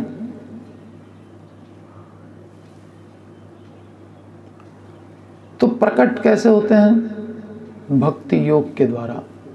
और कलयुग में भक्ति योग है क्या? हरे नाम हरे नाम हरे नाम ही केवलम, और कुछ है ही नहीं। कलयुग में तो और कोई साधन ही नहीं है मेरे पास। इसलिए सब जगह भगवान हैं, लेकिन प्रकट वहीं होंगे जब हम नाम लेंगे, शुद्ध नाम। ठीक है, शुद्ध नाम की ओर आगे बढ़ना चाहिए और बहुत अपने आप को शुद्ध करते चलना चाहिए। और हमने व्यास पूजा वाले दिन बताया था कि रात को रोज़ 5-10 मिनट का टाइम निकाल करके आज मुझसे क्या क्या गलतियां हुई, कौन कौन सा नाम अपराध मैंने किया, क्या कपूयाचरण किया, कौन सा जिम्म भाव किया कि दूसरे की बुराइयां देखी, कौन कौन सा हमने अनृत भाव रखा, अपने दोषों पे कहाँ कहाँ पर्दा डाला। बहुत हैबिट है हम लोग की, दोष अपने छिपाना, दूसरे के उजागर करना, वो ऐसा वो वैसा, और हम कैसे पर्दा डालो। वो तो इसलिए हो गया ना, वो तो इसलिए हो गया ना, कोई अगर बता भी दे तो हम 10 कारण बता देंगे। लॉजिक है मेरे पास। और फिर संसार को प्रसन्न करने की कोशिश में लगे रहना, वो भी खुश हो जाए, ये भी खुश हो जाए। ये है माया भाव। तीनों तरह की बातें ये सब नहीं होनी चाहिए। तो हमने क्या क्या गलतियाँ की हैं, रोज़ ये प्रैक्टिस करेंगे तो जैसे हमने लैंग्वेज सीखी, ज़रा ज़रा से एक एक स्पेलिंग करेक्शन करते गए, आज पढ़ाने बैठ गए लैंग्वेज, है ना। तो पहले तो हम छोटे थे तो कितनी गलतियाँ करते थे, परफेक्ट हो गए ना। तो उसी तरह से हम जब देखेंगे ही नहीं अपनी गलतियों को और नोट डाउन नहीं करेंगे और रोज़ रोज़ देखेंगे, यही गलती हमसे हो जाती है, रोज़ रात में बैठे वही निकल रहा है बार बार, इसको हटाओ, ख़त्म करो, रोज़ वही लिखना पड़ता है, आस्ते आस्ते सब दूर हो जाएगा। लेकिन ये होमवर्क ज़रूरी है, इसको इग्नोर मत करिए, नहीं तो कैसे दूर होगा बताइए। फिर कोई दूसरा सोल्यूशन हो तो कौन कौन निकालता है टाइम 5 मिनट का रात में बैठ करके?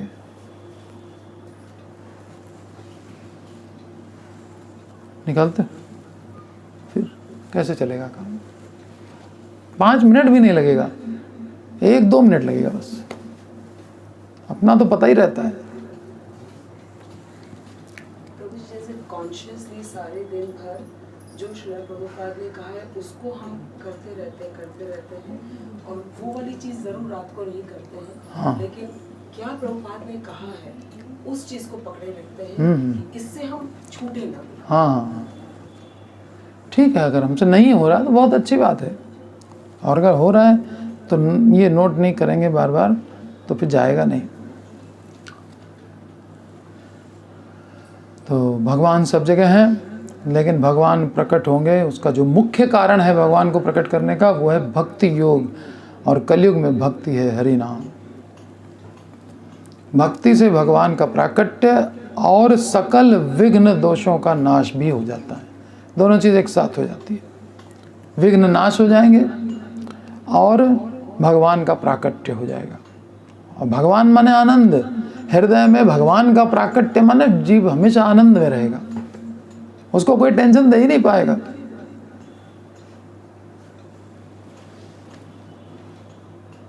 Tension proof, water proof, shock proof, tension proof भक्ति योग का आश्रय।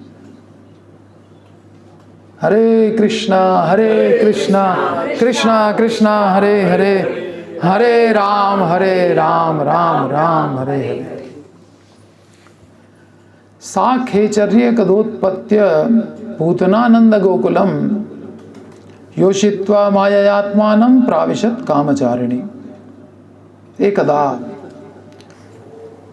एक बार, कब? श्री कृष्ण जन्म के 6वें दिन की रात्रि में, लोग छठी मनाते हैं उस दिन। वो दिन पूतना आई थी, नंद बाबा थे ही नहीं घर पे, तो छठी कहाँ से हुई? नंद बाबा तो सुबह तक आए तो छठी यशोदा मैया अकेले कर रही थी क्या? नहीं, वो तो जिसको मन आया मना रहा है छठी। छठी हुई थी 100वें दिन, 100 दिन के हो गए थे कृष्ण। उस दिन गर्ग मुनि आए थे, उन्होंने आकर के छठी की, वो भी बहुत छिपा करके। सब ग्वाले चले गए थे गाय चराने, ग्वाल बाल भी सब चले गए थे, और गौशालाएं सब खाली थी, और वहाँ पर बैठ करके खाली यशोदा मैया, नंद बाबा, रोहिणी माता, 3 लोग, गर्ग मुनि, कृष्ण बलराम, इतने लोग बैठे थे। वहाँ पे बैठ करके नामकरण हुआ। 6ठे दिन छठी मनाएंगे, ठीक है। छठी में हरि कीर्तन होता है तो हम लोग भी कुछ बोलते नहीं, हाँ ठीक है मना रहे हो मनाओ, लेकिन 6ठे दिन तो यहाँ तो टेंशन में है नंद बाबा।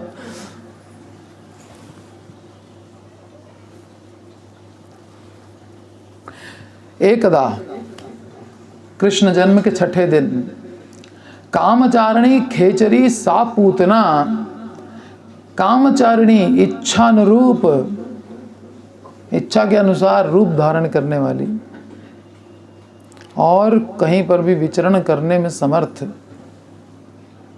खेचरी आकाश मार्ग गामिनी। उसका रूप कैसा था? उल्लू जैसा। पूतना देखने में कैसी? ओरिजिनल फॉर्म उल्लू जैसा। सा पूतना उस पूतना ने, जो कि पहले जिसका वर्णन हुआ है, उत्पत्य आकाश मार्ग से आकर, चलकर नहीं, नंद बाबा जैसे बैलगाड़ी में बैठ के आ रहे हैं वैसे पूतना नहीं बैलगाड़ी से आ रही है, पूतना तो आकाश मार्ग से आ रही है। माया आत्मानम योषित्वा, राक्षसी माया के द्वारा अपनी देह को योषित्वा, योषितम कृत्वा, अपूर्व सुंदरी स्त्री का वेश बनाकर। महाराज कहते हैं ब्यूटी पार्लर से होके उल्लू जैसी दिखने में लगती थी।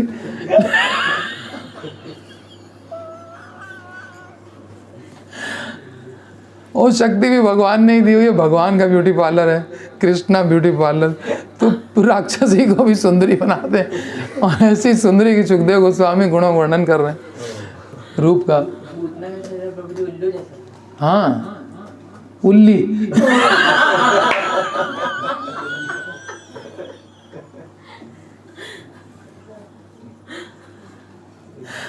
नंद गोकुलम प्राविशत, नंदालय में प्रवेश किया उसने।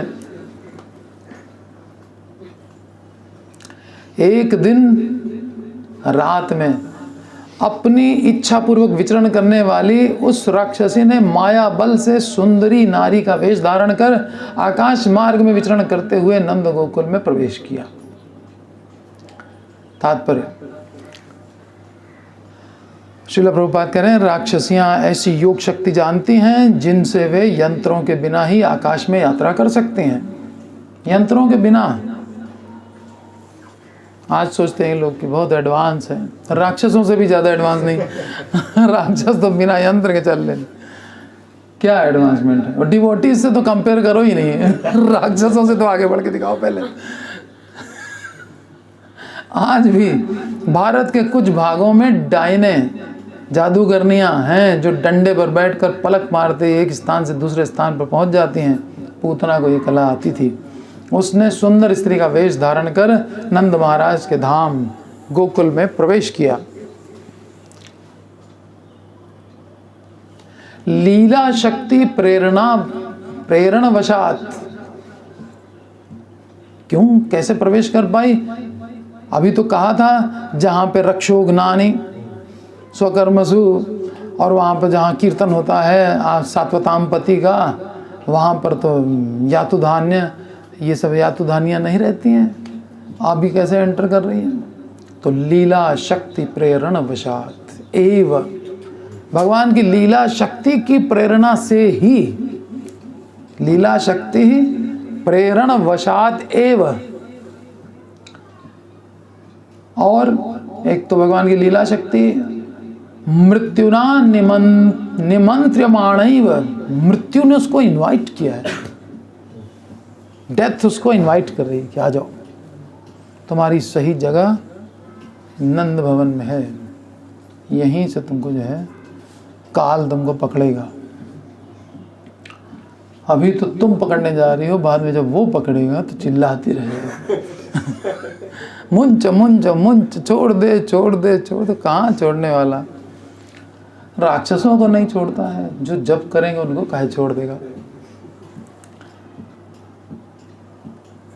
लीला शक्ति प्रेरण वशादेव मृत्युना निमंत्र्यमाणैव, मरतुम, मरने के लिए, गोकुलम जगाम, गोकुल में एंटर हुई।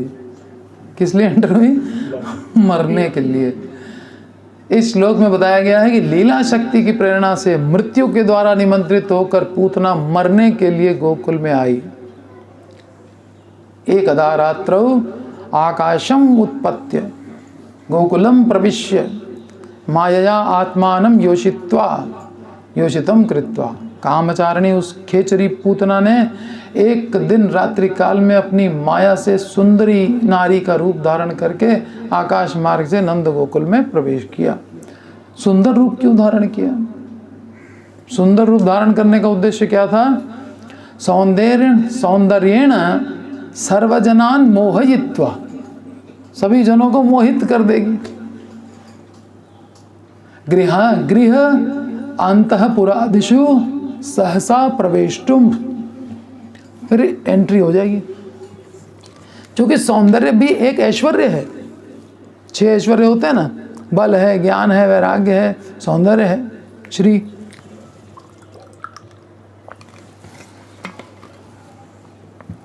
तो जो ऐश्वर्यवान व्यक्ति होता है उसको जल्दी कोई कुछ बोलता नहीं है।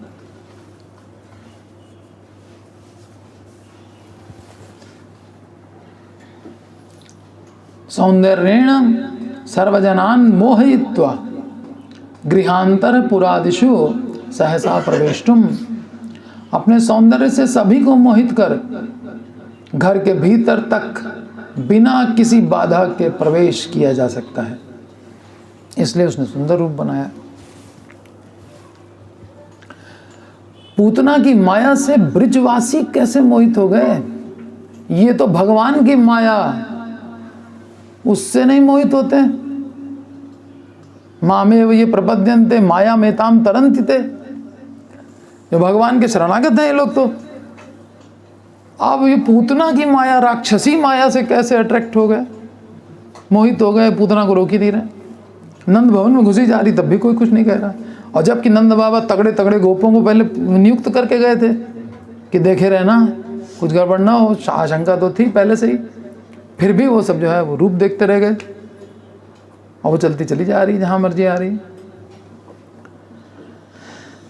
तो ब्रिजवासी कैसे मोहित हो गए?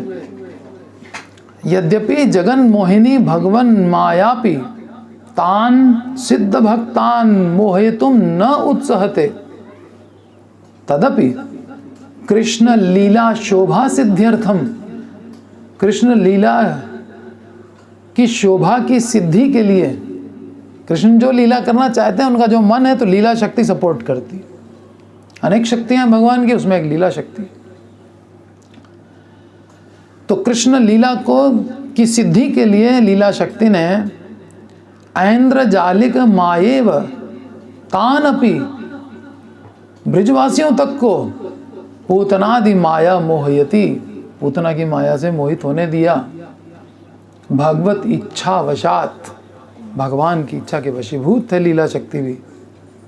क्या करेगी, भगवान की इच्छा है तो लीला शक्ति ने वैसा कार्य किया। यद्यपि जगत को मोहित करने वाली श्री भगवान की जगन मोहिनी माया भी ब्रजवासियों के समान सिद्ध भक्तों को मोहित करने में समर्थ नहीं है, तथापि श्री कृष्ण लीला की शोभा की सिद्धि के लिए ऐन्द्रजालिक माया की भांति पूतना की माया ने उन्हें भी मोहित कर दिया। यह श्री भगवान की इच्छा से ही हुआ, और कोई कारण ही नहीं हो सकता।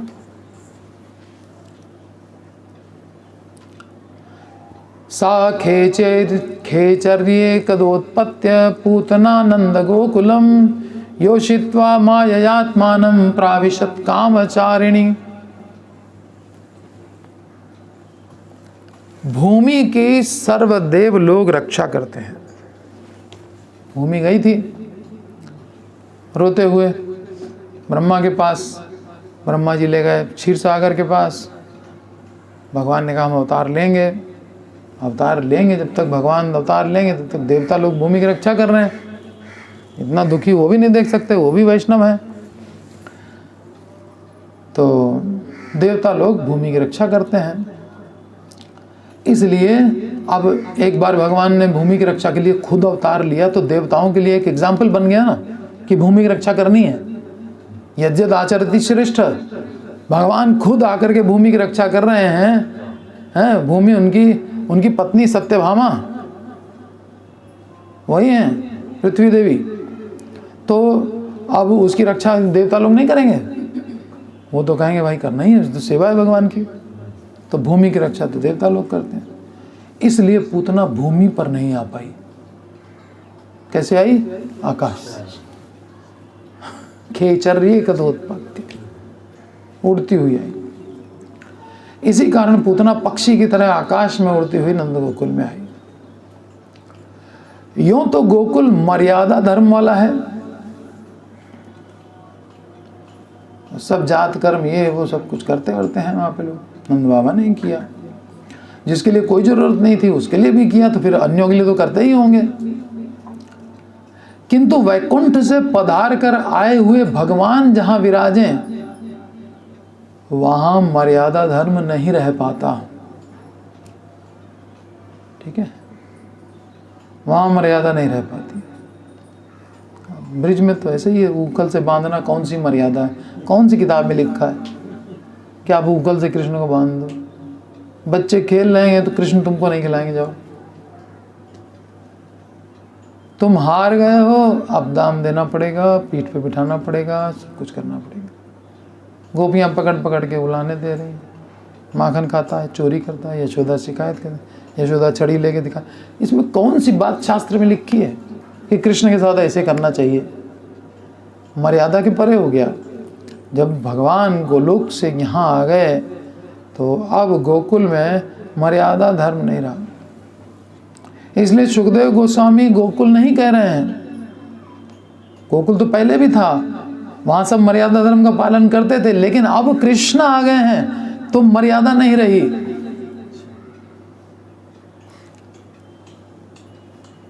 तो इसीलिए सुखदेव गोस्वामी ने ये नहीं कहा कि गोकुल सा खेचरी एकदा उत्पत्य, आकाश से उड़ करके पूतना नंद गोकुलम, गोकुलम नहीं नंद गोकुलम। इससे समझो नंद गोकुलम माने मर्यादा नहीं है, यहाँ पे बिना मर्यादा वाला गोकुल है नंद गोकुलम।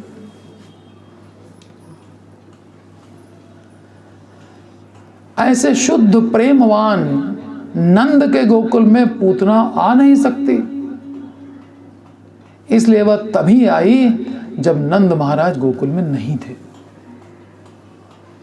नंद गोकुलम,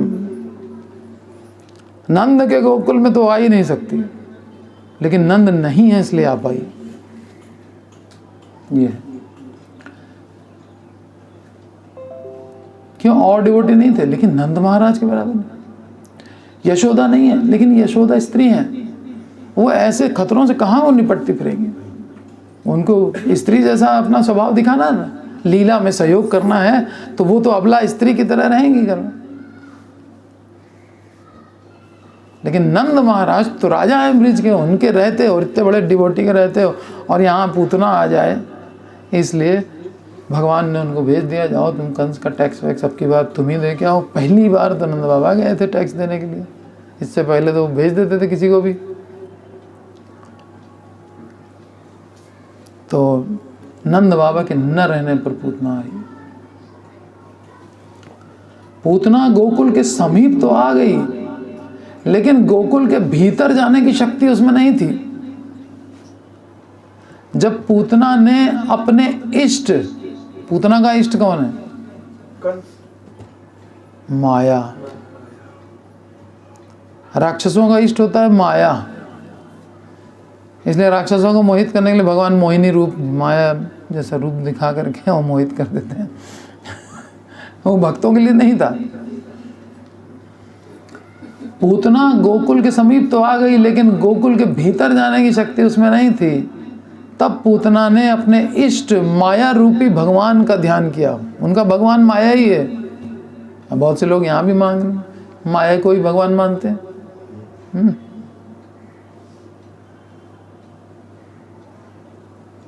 तब माया रूपी भगवान ने उसे यशोदा आदि स्त्रियों के समान सुंदर स्त्री का रूप प्रदान कर दिया। किसने प्रदान किया सुंदर रूप? उसके इष्ट ने, माया ने। ठीक है, आसुरी माया। कैसा रूप प्रदान किया? ताम केशबंध व्यतिशक्त मल्लिकाम बृहन्नितम वस्तन कृच्र मध्यमाम सुवाससं कंपित कर्णभूषण त्विशोल्लसत्कुंतल मंडिताननाम वल्गुस्मितापांग विसर्ग वीक्षितैः मनोहरन्तीं वनितां व्रजौकसाम् अमंसतां भोजकरेण रूपिणी गोप्यः श्रियं द्रष्टुमिवागतां पतिम्। केशबंध व्यतिशक्त मल्लिकाम, पूतना के मस्तक पर स्थित केशबंध में बेला के फूल लगे थे। सीजन कौन सा था? बरसात का सीजन था। बरसात के सीजन में होते हैं क्या बेला? तो ऑफ सीजन हो जाता है, इसीलिए मल्लिका कह रहे हैं, है ना, मल्लिका के फूल। तो मल्लिका का मतलब जो जो सीजनल फूल हैं वो समझ लेना चाहिए।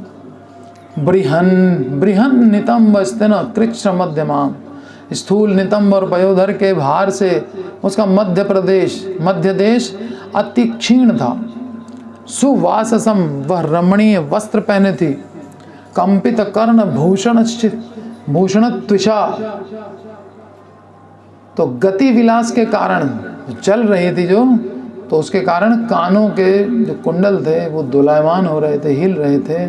और उसकी छटा से उल्लसत कुंतल मंडिताननम, उससे जो लाइट निकल रही थी कुंडलों से, वो उसके जो मुलायम काले बाल थे उन पे और गालों पे पड़ रही थी लाइट। उद्भासित अलकावली से उसका मुख परम शोभा संपन्न हो रहा था। वल्गु स्मिता पांग विसर्ग वीक्षित ही है, अपने मनोरम हास्य युक्त कटाक्ष से, तिरछी नजरों से सब ब्रिजवासी गोपों को देखती जा रही है। मन हरंतीम, उनका मन हरण करती जा रही है। कैसे हो रहा है ये सब? भगवान की इच्छा से हो रहा है ना। मन हरंतीम ताम वनिताम, उस रमणी वेशधारिणी पूतना को, वनिता माने रमणी वेशधारी या अति अनुरागवती स्त्री, इतना अनुराग जाके दिखाया तो यशोदा सोचने लगी कि हम भी कृष्ण से इतना प्यार नहीं करते जितना ये कर रही है। उठा रही गोद में, उठाने दो, ये कोई स्वर्ग की देवी है क्या है, लक्ष्मी है। तो वैसे ही ब्रिजवासी सीधे साधे भोले भाले।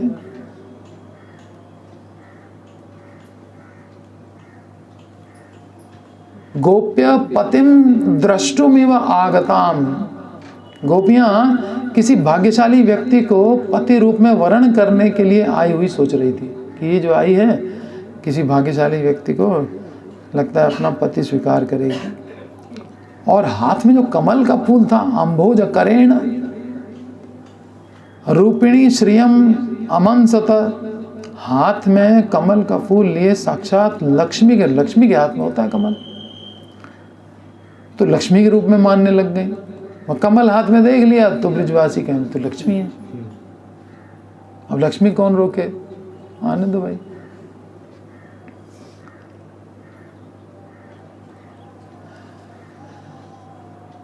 पूतना का यह रूप माया द्वारा प्रदान किया हुआ है।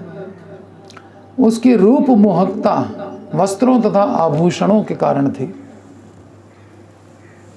एक सुंदरता होती है कि वस्त्र की शोभा बढ़ जाए। भगवान जब कोई वस्त्र पहनते हैं तो पहले वो वस्त्र वैसे देखो, जब भगवान ने नहीं पहना है तो कोई भी वस्त्र जमता नहीं है। भगवान के लिए क्या खरीद डालें, इससे भी अच्छा चाहिए, इससे भी अच्छा चाहिए, इससे भी अच्छा चाहिए। मार्केट देखते रहो देखते रहो देखते रहो, मिलता जाएगा वैरायटी। लेकिन कोई भी आप चूज करके लाते हो, जब भगवान पहन लेते हैं फिर देखो उस वस्त्र की शोभा बढ़ती है। लेकिन यहाँ क्या हो रहा है, वस्त्र अलंकारों से पूतना की शोभा बढ़ रही है। ये डिफरेंस देखिए। संसार में भी लोग जो हैं आभूषण और ये वो सब कपड़ा, इससे अपनी सुंदरता बढ़ाना चाहते हैं। ये तो पूतना जैसी एक्शन हुआ है ना। चरित्र अच्छा बनाओ, भगवान का भजन करो तो वैसे ही सुंदर। पूतना में स्वाभाविक स्मित न था। स्मित माने मुस्कान, इसीलिए कपट था हृदय में, तो मुस्कान स्वाभाविक कहाँ से निकले। इसलिए सुखदेव गोस्वामी ने वल्गु स्मित कहा। कैसी मुस्कान है, श्लोक पढ़िए। वल्गु स्मित, छठा श्लोक। ताम केशबंध व्यतिश्रक्तिर्मलिकाम, ये छठा। वल्गु स्मिता, वल्गु स्मिता पहला वर्ण है ना। वल्गु स्मिता, केवल स्मित कह सकते थे, ये परफेक्ट वर्ड्स हैं बिल्कुल। सुखदेव गोस्वामी नंद गोकुल कह दिया तो बड़े बड़े आचार्य जुट जाएंगे, नंद गोकुल क्यों कहा, केवल गोकुल क्यों नहीं कहा, वल्गु स्मित क्यों कह रहे हैं, आर्टिफिशियल है उसकी मुस्कुराहट भी, छलने के लिए है खाली।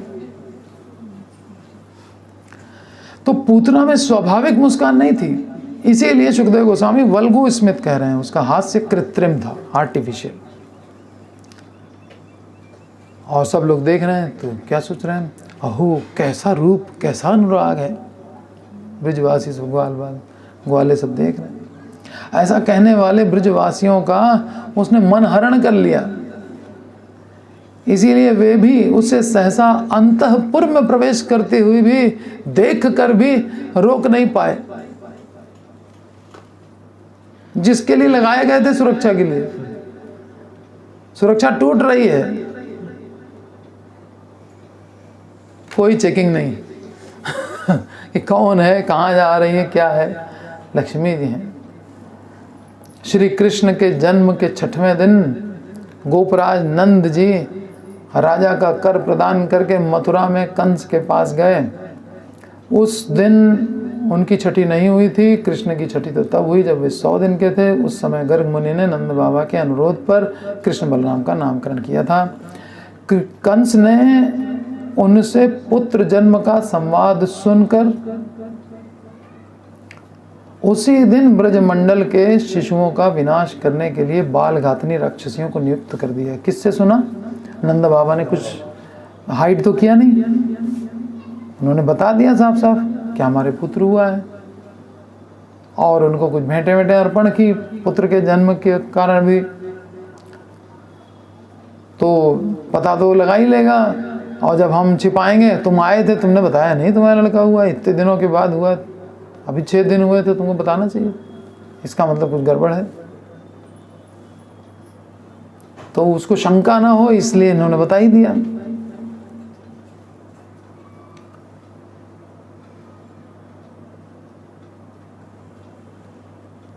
तो जब से कंस ने सुना, टैक्स दे करके जैसे कि उसी समय पूतना को भेज दिया। इधर टैक्स जमा करके आए, इधर नंद वसुदेव से 2-4 बातें हुई, उतनी देर में तो पूतना वहां पहुंच गई। इतना फास्ट एक्शन कंस का, अपनी सिक्योरिटी के लिए नियुक्त कर दिया। तो क्या थी वो? अघासुर और बकासुर की बहन थी। एक्चुअल में नाम उसका बकी था और जाति उसकी पूतना थी।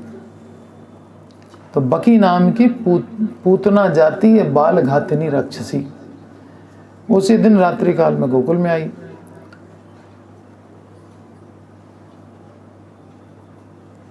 और वो थी कैसी? कामचारिणी। अपनी स्वजाति सुलभ माया शक्ति से वह कोई भी रूप धारण कर सकती थी और किसी भी स्थान में जा सकती थी। स्वेच्छानुरूप वपुः करण समर्था। वपु माने शरीर, स्वेच्छानुरूप वपुः करण समर्था, समर्थ थी वो, जैसा चाहे वैसा रूप बनाए। तो उल्लू रूपी पूतना आकाश मार्ग से सूतिका घर में प्रवेश करके अपना कार्य संपन्न कर सकती थी। वैसे ही आती उल्लू के रूप में उड़ती हुई और कृष्ण को उठा के चल देती, ये भी तो कर सकती थी, पावर तो थी उसके अंदर। ये गोपियां ओपियां क्या कर लेती? कुछ नहीं कर पाती। अथवा मक्खी का रूप धारण करके घुस जाती, कोई भी रूप धारण कर सकती तो मक्खी बन जाती,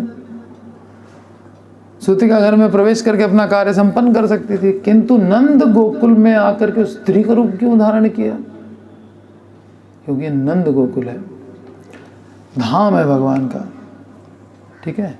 नंद गोकुल में आकर उसकी यशोदा के समान आयु एवं श्री कृष्ण की माता के समान गोपियों जैसा वेश और रूप धारण करने की इच्छा हो गई। ये धाम का प्रभाव कि उसकी होता है ना, यहाँ से जो भक्त लोग जाते हैं, जो लड़कियाँ जाती हैं, तो वहाँ पे जो गोपियाँ जैसा वेश धारण करती हैं तो मन करता है ना वैसा गोपी ड्रेस ले आए, पहनते ज़्यादातर लोग।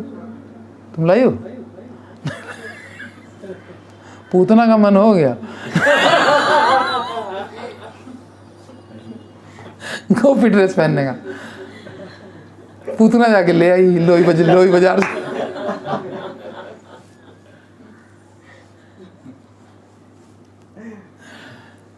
तो ये धाम का प्रभाव। अतः इच्छा करने मात्र से ही उस कामचारिणी, अब जैसे ही उसने इच्छा की कि हम ऐसे बन जाएं गोपियों जैसे, तो उसे कामचारिणी तो थी, तुरंत परम सुंदरी रमणी का रूप धारण कर लिया। और वो बड़ी निर्लज्ज थी।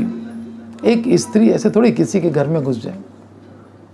बुक डिस्ट्रीब्यूशन के लिए इन लोगों को भेजते हैं हम, तो हम कहते हैं कि अभिषेक साथ में जा रहा है, चलो उसके साथ चली जाओ, रजत जा रहा है रजत के साथ जाओ। ऐसा नहीं किसी के घर में जाना, हम लोग चले जाएं कोई दिक्कत नहीं।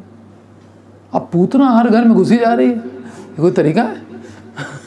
बिना घंटी बजाए दरवाजे तो वहाँ सब खुले थे, जिसके मन में आया उसके घर में घुस गई। तो बड़ी निर्लज्ज थी, निर्लज्जता उसकी। पूछ के जाओ, वरना बिना पूछे पराए घरों में वो कैसे घुसती। कामचारिणी शब्द इसीलिए प्रयोग किया गया है कि वो कामचारिणी के लिए इसमें कोई आश्चर्य नहीं है कि वो कहीं भी घुसी जा रही है। कामेन अर्थात इच्छया चरितुम शीलमस्या, अपनी इच्छा से व्यवहार करने वाली, इसको कहते हैं कामचारिणी। तो हमको कभी भी कामचारी नहीं होना चाहिए, ठीक है, कि हम अपनी इच्छा से, नहीं मेरा मन कर गया तो हमने ये कर लिया। मन क्या कर गया? भगवान ने कहा है, गीता में लिखा है, गुरु ने कहा है, गुरु कृष्ण की आज्ञा है तो करो, नहीं तो अपने मन से हमने ये कर लिया, अपने मन से वो कर लिया, ये नहीं चलेगा। कामेन इच्छया चरितुम शीलमस्या इति कामचारिणी, अपनी इच्छा अनुसार आचरण करना ही जिनका स्वभाव हो उसको कहते हैं कामचारिणी। वो नेचर है उसका, दूसरे कहने पर कभी नहीं चलेगी, अपने ही मर्जी से। ऐसे लोग कभी प्रोग्रेस नहीं कर पाते जो कामचारी होते हैं।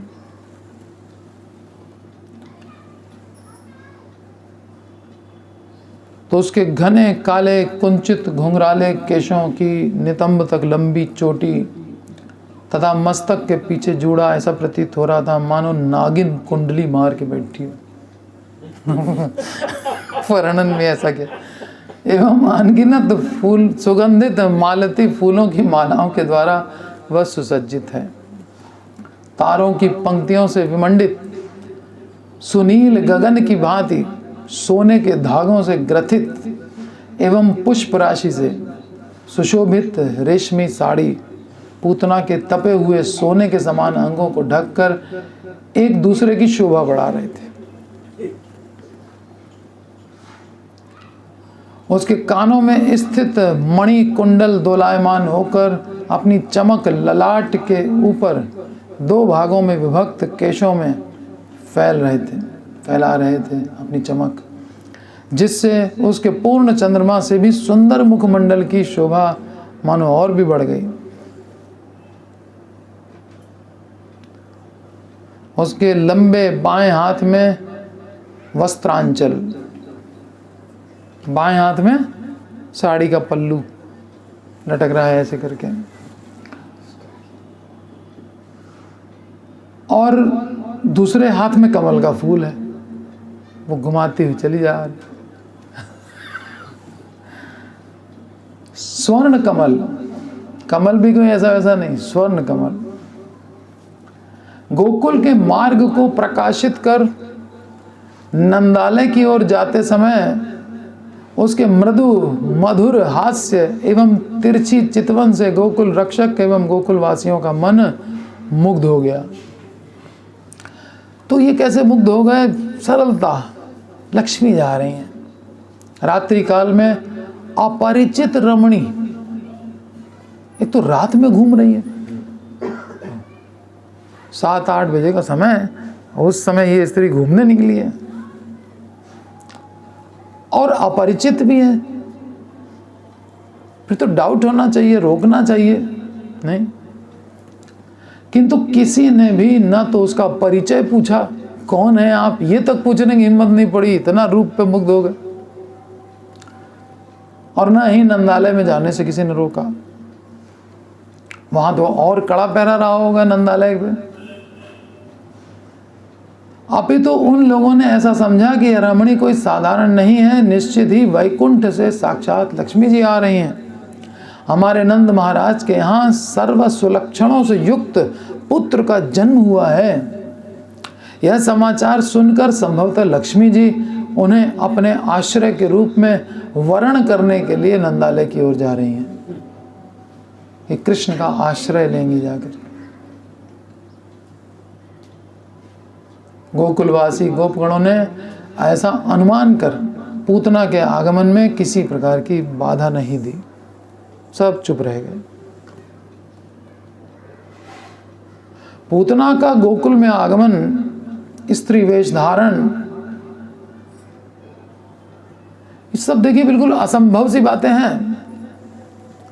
गोकुल में एंटर नहीं कर सकती थी वो, जहां भक्त लोग कीर्तन करते हैं वहां ये सब राक्षसियां आ नहीं सकती, लेकिन आ गई। असंभव बात संभव हो गई। और एक राक्षसी सुंदर, इतनी सुंदर स्त्री बन गई कि ब्रिजवासियों को मोहित कर दिया। जो कृष्ण पर मोहित हैं वो एक राक्षसी पे कैसे मोहित हो गए, भले कोई भी रूप बनाए हो। ये भी असंभव बात है। और नंदालय में एंटर हो जाना असंभव है बिल्कुल। नंदालय में जहां कृष्ण स्वयं हो वहां तक एंट्री हो गई। जहां हरि कीर्तन होता है वहां तक तो एंट्री नहीं होनी चाहिए थी, जहां हरि साक्षात विद्यमान है वहां कैसे पहुंच गई। सब असंभव जैसे प्रतीत होते हैं कार्य, किंतु इसमें श्री भगवान की लीला शक्ति का हाथ है। नहीं तो वह राक्षसी अपनी शक्ति से, अपनी शक्ति से वह कभी भी श्री भगवान एवं उनके भक्तों के निकट, उनके धाम ब्रजमंडल में प्रवेश नहीं कर सकती, कभी ना पहुंच पाती। भगवान अगर लीला नहीं करना चाह रहे होते पूतना वध की, श्री भगवान की लीला शक्ति के लिए कुछ भी असाध्य नहीं है, सब कुछ वो कर सकती। वे श्री भगवान की लीला संपन्न करने के लिए असंभव को संभव बना सकती हैं। श्री भगवान की पूतना वध लीला संपन्न करने के लिए उनकी लीला शक्ति ने ही पूतना को ब्रजमंडल में प्रवेश करवाया। ब्रजमंडल में प्रवेश करने के लिए पूतना की कोई अपनी करतूत नहीं थी कि उसकी कोई क्वालिफिकेशन थी कि अंदर आ जाए, नहीं आ सकती थी। यहीं पे देख लिए, एक कंट्री से दूसरे कंट्री में जाने के लिए वीज़ा लगता है, नहीं जा सकता कोई। अमेरिका में कोई ऐसे ही हम लोग जा करके एंट्री कर जाएं बिना वीज़ा पासपोर्ट के, नहीं जा सकते। तो फिर ये ब्रिजमंडल में कैसे कोई आ जाएगा जहाँ कृष्ण विद्यमान है, जहाँ कीर्तन हो रहा है। राक्षसियाँ वहाँ एंटर कर जाएंगे, आतंकवादी, उसकी कोई अपनी करतूत नहीं है। उसने श्री भगवान की लीला शक्ति की प्रेरणा से ही ब्रजमंडल में प्रवेश किया। लीला शक्ति ही मानो उसे मृत्यु पथ का यात्री बनाकर एवं निमंत्रण देकर उचित समय में साथ लेकर आई है।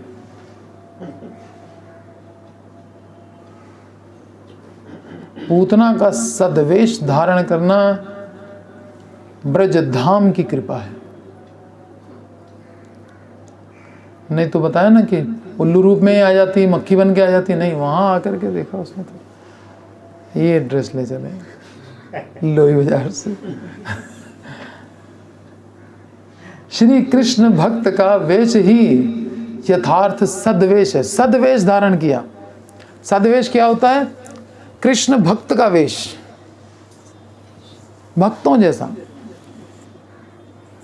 जिन भैसा मेरो साहिब रीझे सोई भेष धरूंगी, मीराबाई गाती थी। वही वेश धारण करो जिससे मेरे साहब रीझेंगे। तो जो भक्त लोग हैं, वो लोग जो पहनते हैं वो तो रिझाए हुए भक्त भगवान को। यशोदा मैया हैं, गोपियां हैं, तो वो जो पहनती हैं इसका मतलब उसी से भगवान रीझते हैं। तो जिससे भगवान रीझे वही करना है, वैसे ही कपड़े पहनने हैं, वैसी ही बातें करनी है, वैसे ही सब व्यवहार करना है, वैसे ही मन के अंदर सोचना है। हर कार्य भगवान की प्रसन्नता के लिए। कृष्ण भक्त का वेश ही यथार्थ में सद्वेश है। सद्वेश धारण करना चाहिए। ब्रिज की गोपियां वात्सल्य रस का आश्रय हैं। जिसको वात्सल्य रस सीखना हो तो भी गोपियों का अनुगमन करे। अनुगत होना पड़ता है। तो वात्सल्य रस का आश्रय है गोपियां, अतः उनका वेश धारण करना अत्यंत सौभाग्य के बिना संभव नहीं है। ये पूतना का सौभाग्य था कि उसने गोपियों का वस्त्र धारण किया। पूतना के राक्षसी होने पर भी परम करुणामय ब्रज धाम ने उसे वंचित नहीं किया अपनी कृपा से। धाम में आ गई तो पूतना पर भी कृपा हो गई।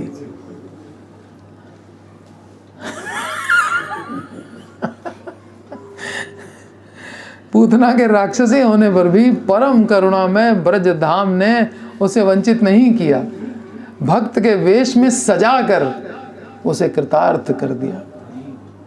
ताई गौर प्रेमा श्री वृंदावन धाम की जय। पूतना का नंदालय में गमन।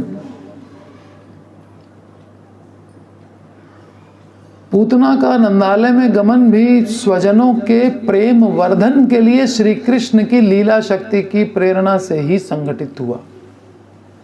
क्या चाहते थे कृष्ण?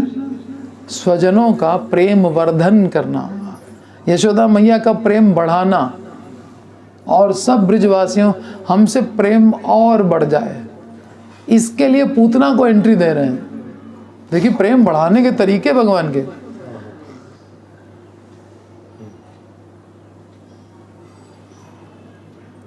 प्रेम देखिए, भगवान के साथ रह करके उद्धव का प्रेम नहीं बढ़ा, ज्ञानी रह गए, ठीक है। अब भगवान ने कहा इसको तो प्रेम हो नहीं रहा है। मतलब प्रेम मतलब जो ब्रिजवासी प्रेम करते हैं उससे कंपेयर किया जाए, प्रेम तो ऐसे होगा ही ना। सामान्य प्रेम की जहाँ तक भगवान के ऐश्वर्य ज्ञान से मिश्रित प्रेम, वो तो था ही उद्धव के पास, कोई कमी नहीं थी उसके पास। वरना भगवान का संबंधी बनना, उनके साथ हर समय रहना, ये सब संभव नहीं था। लेकिन जब भक्तों के पास गए, गोपियों के पास, उनका संग किया, तो देखिए प्रेम सीख करके आ गए। तो प्रेम भक्तों के संग में सीखा जाएगा, भगवान के संग में भी प्रेम नहीं सीख पाएंगे। ये उद्धव की लीला से हम लोगों को बात दिमाग में रखनी चाहिए। तो प्रेम का वर्धन करना चाहते हैं भगवान, इसलिए उसको प्रवेश कराया जहां पर भक्तों का जमावड़ा है। बिल्कुल चारों ओर भगवान भक्तों से घिरे पड़े हैं, सब उनकी सुरक्षा में तैनात हैं।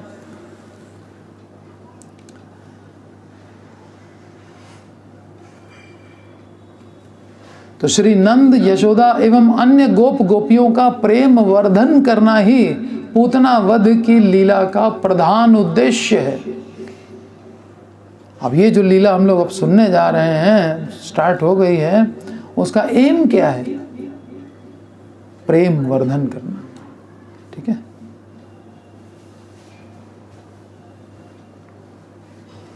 प्रेम है तभी यहां तक पहुंचा है, दशम स्कंद तक। फर्स्ट से स्टार्ट, पहले गीता से स्टार्ट करके धीरे धीरे धीरे धीरे कई साल लगाए हैं, तब जा करके अभी इस लीला तक पहुंचा है व्यक्ति। तो अब प्रेम और बढ़ा रहे हैं भगवान। लो प्रेम कितना, परीक्षित महाराज देखो पूतना आ गई, चिंतित हो गए। प्रेम ही तो चिंता का कारण होता है, प्रेम नहीं है तो चिंता भी नहीं है। आ गई पूतना, अच्छा ठीक है। अब पूतना आए चाहे अघासुर बकासुर कुछ भी आ जाए, कोई फर्क ही नहीं पड़ रहा है।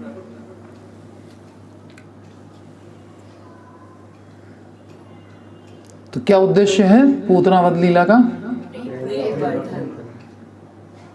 गोप गोपियों और नंद यशोदा, इन सब का प्रेम वर्धन करना।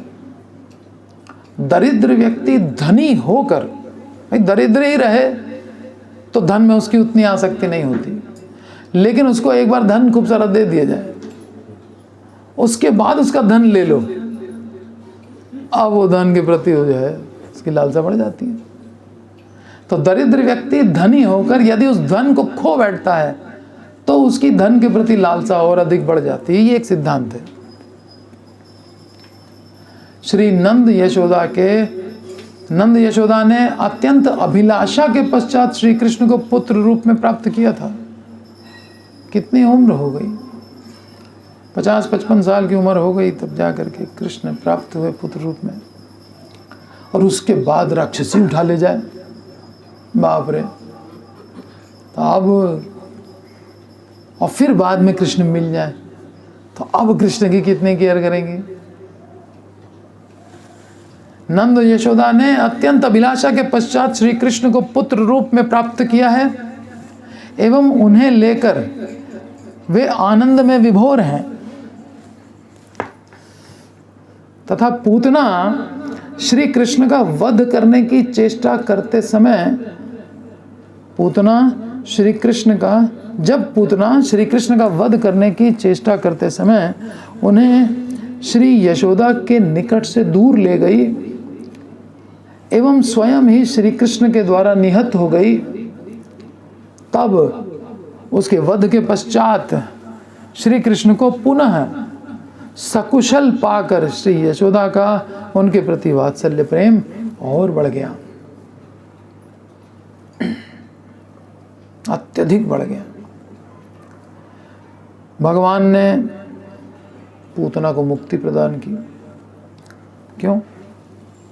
पूतना जैसी राक्षसी, ना कोई साधना ना कुछ, आ गई, चलो लीला शक्ति ने प्रवेश करा दिया और प्रेम वर्धन भी आपने कर लिया, अब पूतना को भेज दो नरक, या फिर यहीं कहीं जन्म दे दो। आपका काम प्रेम वर्धन था ना, प्रेम वर्धन हो गया, अब उसको मुक्त करने की क्या जरूरत है आपको पड़ी। दूसरे बालकों को कष्ट ना हो, ये स्वभाव छोड़ेगी नहीं।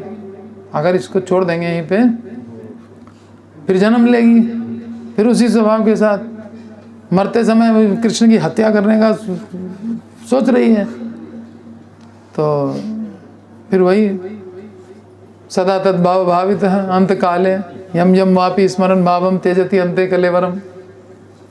यदि पूतना मुक्त न होती तो फिर दूसरे शरीर में जाती और फिर अन्यों को दुख देती। अब यह संभावना सदा के लिए मिट गई। हमेशा कृष्ण आते हैं तो परमानेंट प्रॉब्लम सॉल्व कर देते हैं। बाकी अन्य अवतार जो हैं वो असुरों का उद्धार नहीं करते, भक्तों का तो करते हैं, असुरों का उद्धार केवल कृष्ण करते हैं। सीधे धाम चलो, खत्म करो यहाँ की प्रॉब्लम। भार हटाना इसी को कहते हैं। तब तो भार हटा, नहीं तो फिर यहीं जन्म ले लिया तो फिर भार कहाँ हटा। पृथ्वी का भार हटाना था।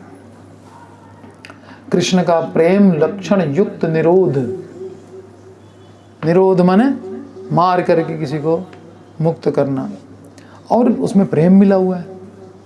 भेज रहे हैं धाम, ठीक है, अपने घर भेज रहे हैं, उसका स्तनपान कर रहे हैं, गोपी वेश है उसका। भगवान तो किस चीज पर रीझ जाए कुछ पता ही नहीं है। कृष्ण का प्रेम लक्षण युक्त निरोध मर्यादा मार्ग से अनूठा है। मर्यादा के हिसाब से देखा जाए तो जब तक साधना ना करे कोई तब तक तो उसको प्रेम भक्ति ही नहीं मिलती है, और प्रेम भक्ति ही नहीं मिले तो धाम कहाँ से मिल जाएगा, कुछ नहीं मिलता। फिर तो उसको मर्यादा के हिसाब से देखा जाए, लेकिन ये मर्यादा मार्ग से अनूठा है बिल्कुल। प्रेम लक्षण युक्त निरोध, निरोध है लेकिन प्रेम से युक्त निरोध है। मारना है, दंडित करना, जैसे टीचर स्टूडेंट को दंडित करता है लेकिन उसमें प्रेम होता है, उसके सुधार के लिए करता है। माता पिता बच्चों को डांटते हैं, सुधार के लिए डांटते हैं, प्रेम लक्षण युक्त निरोध होता है। वैसे ही भगवान है।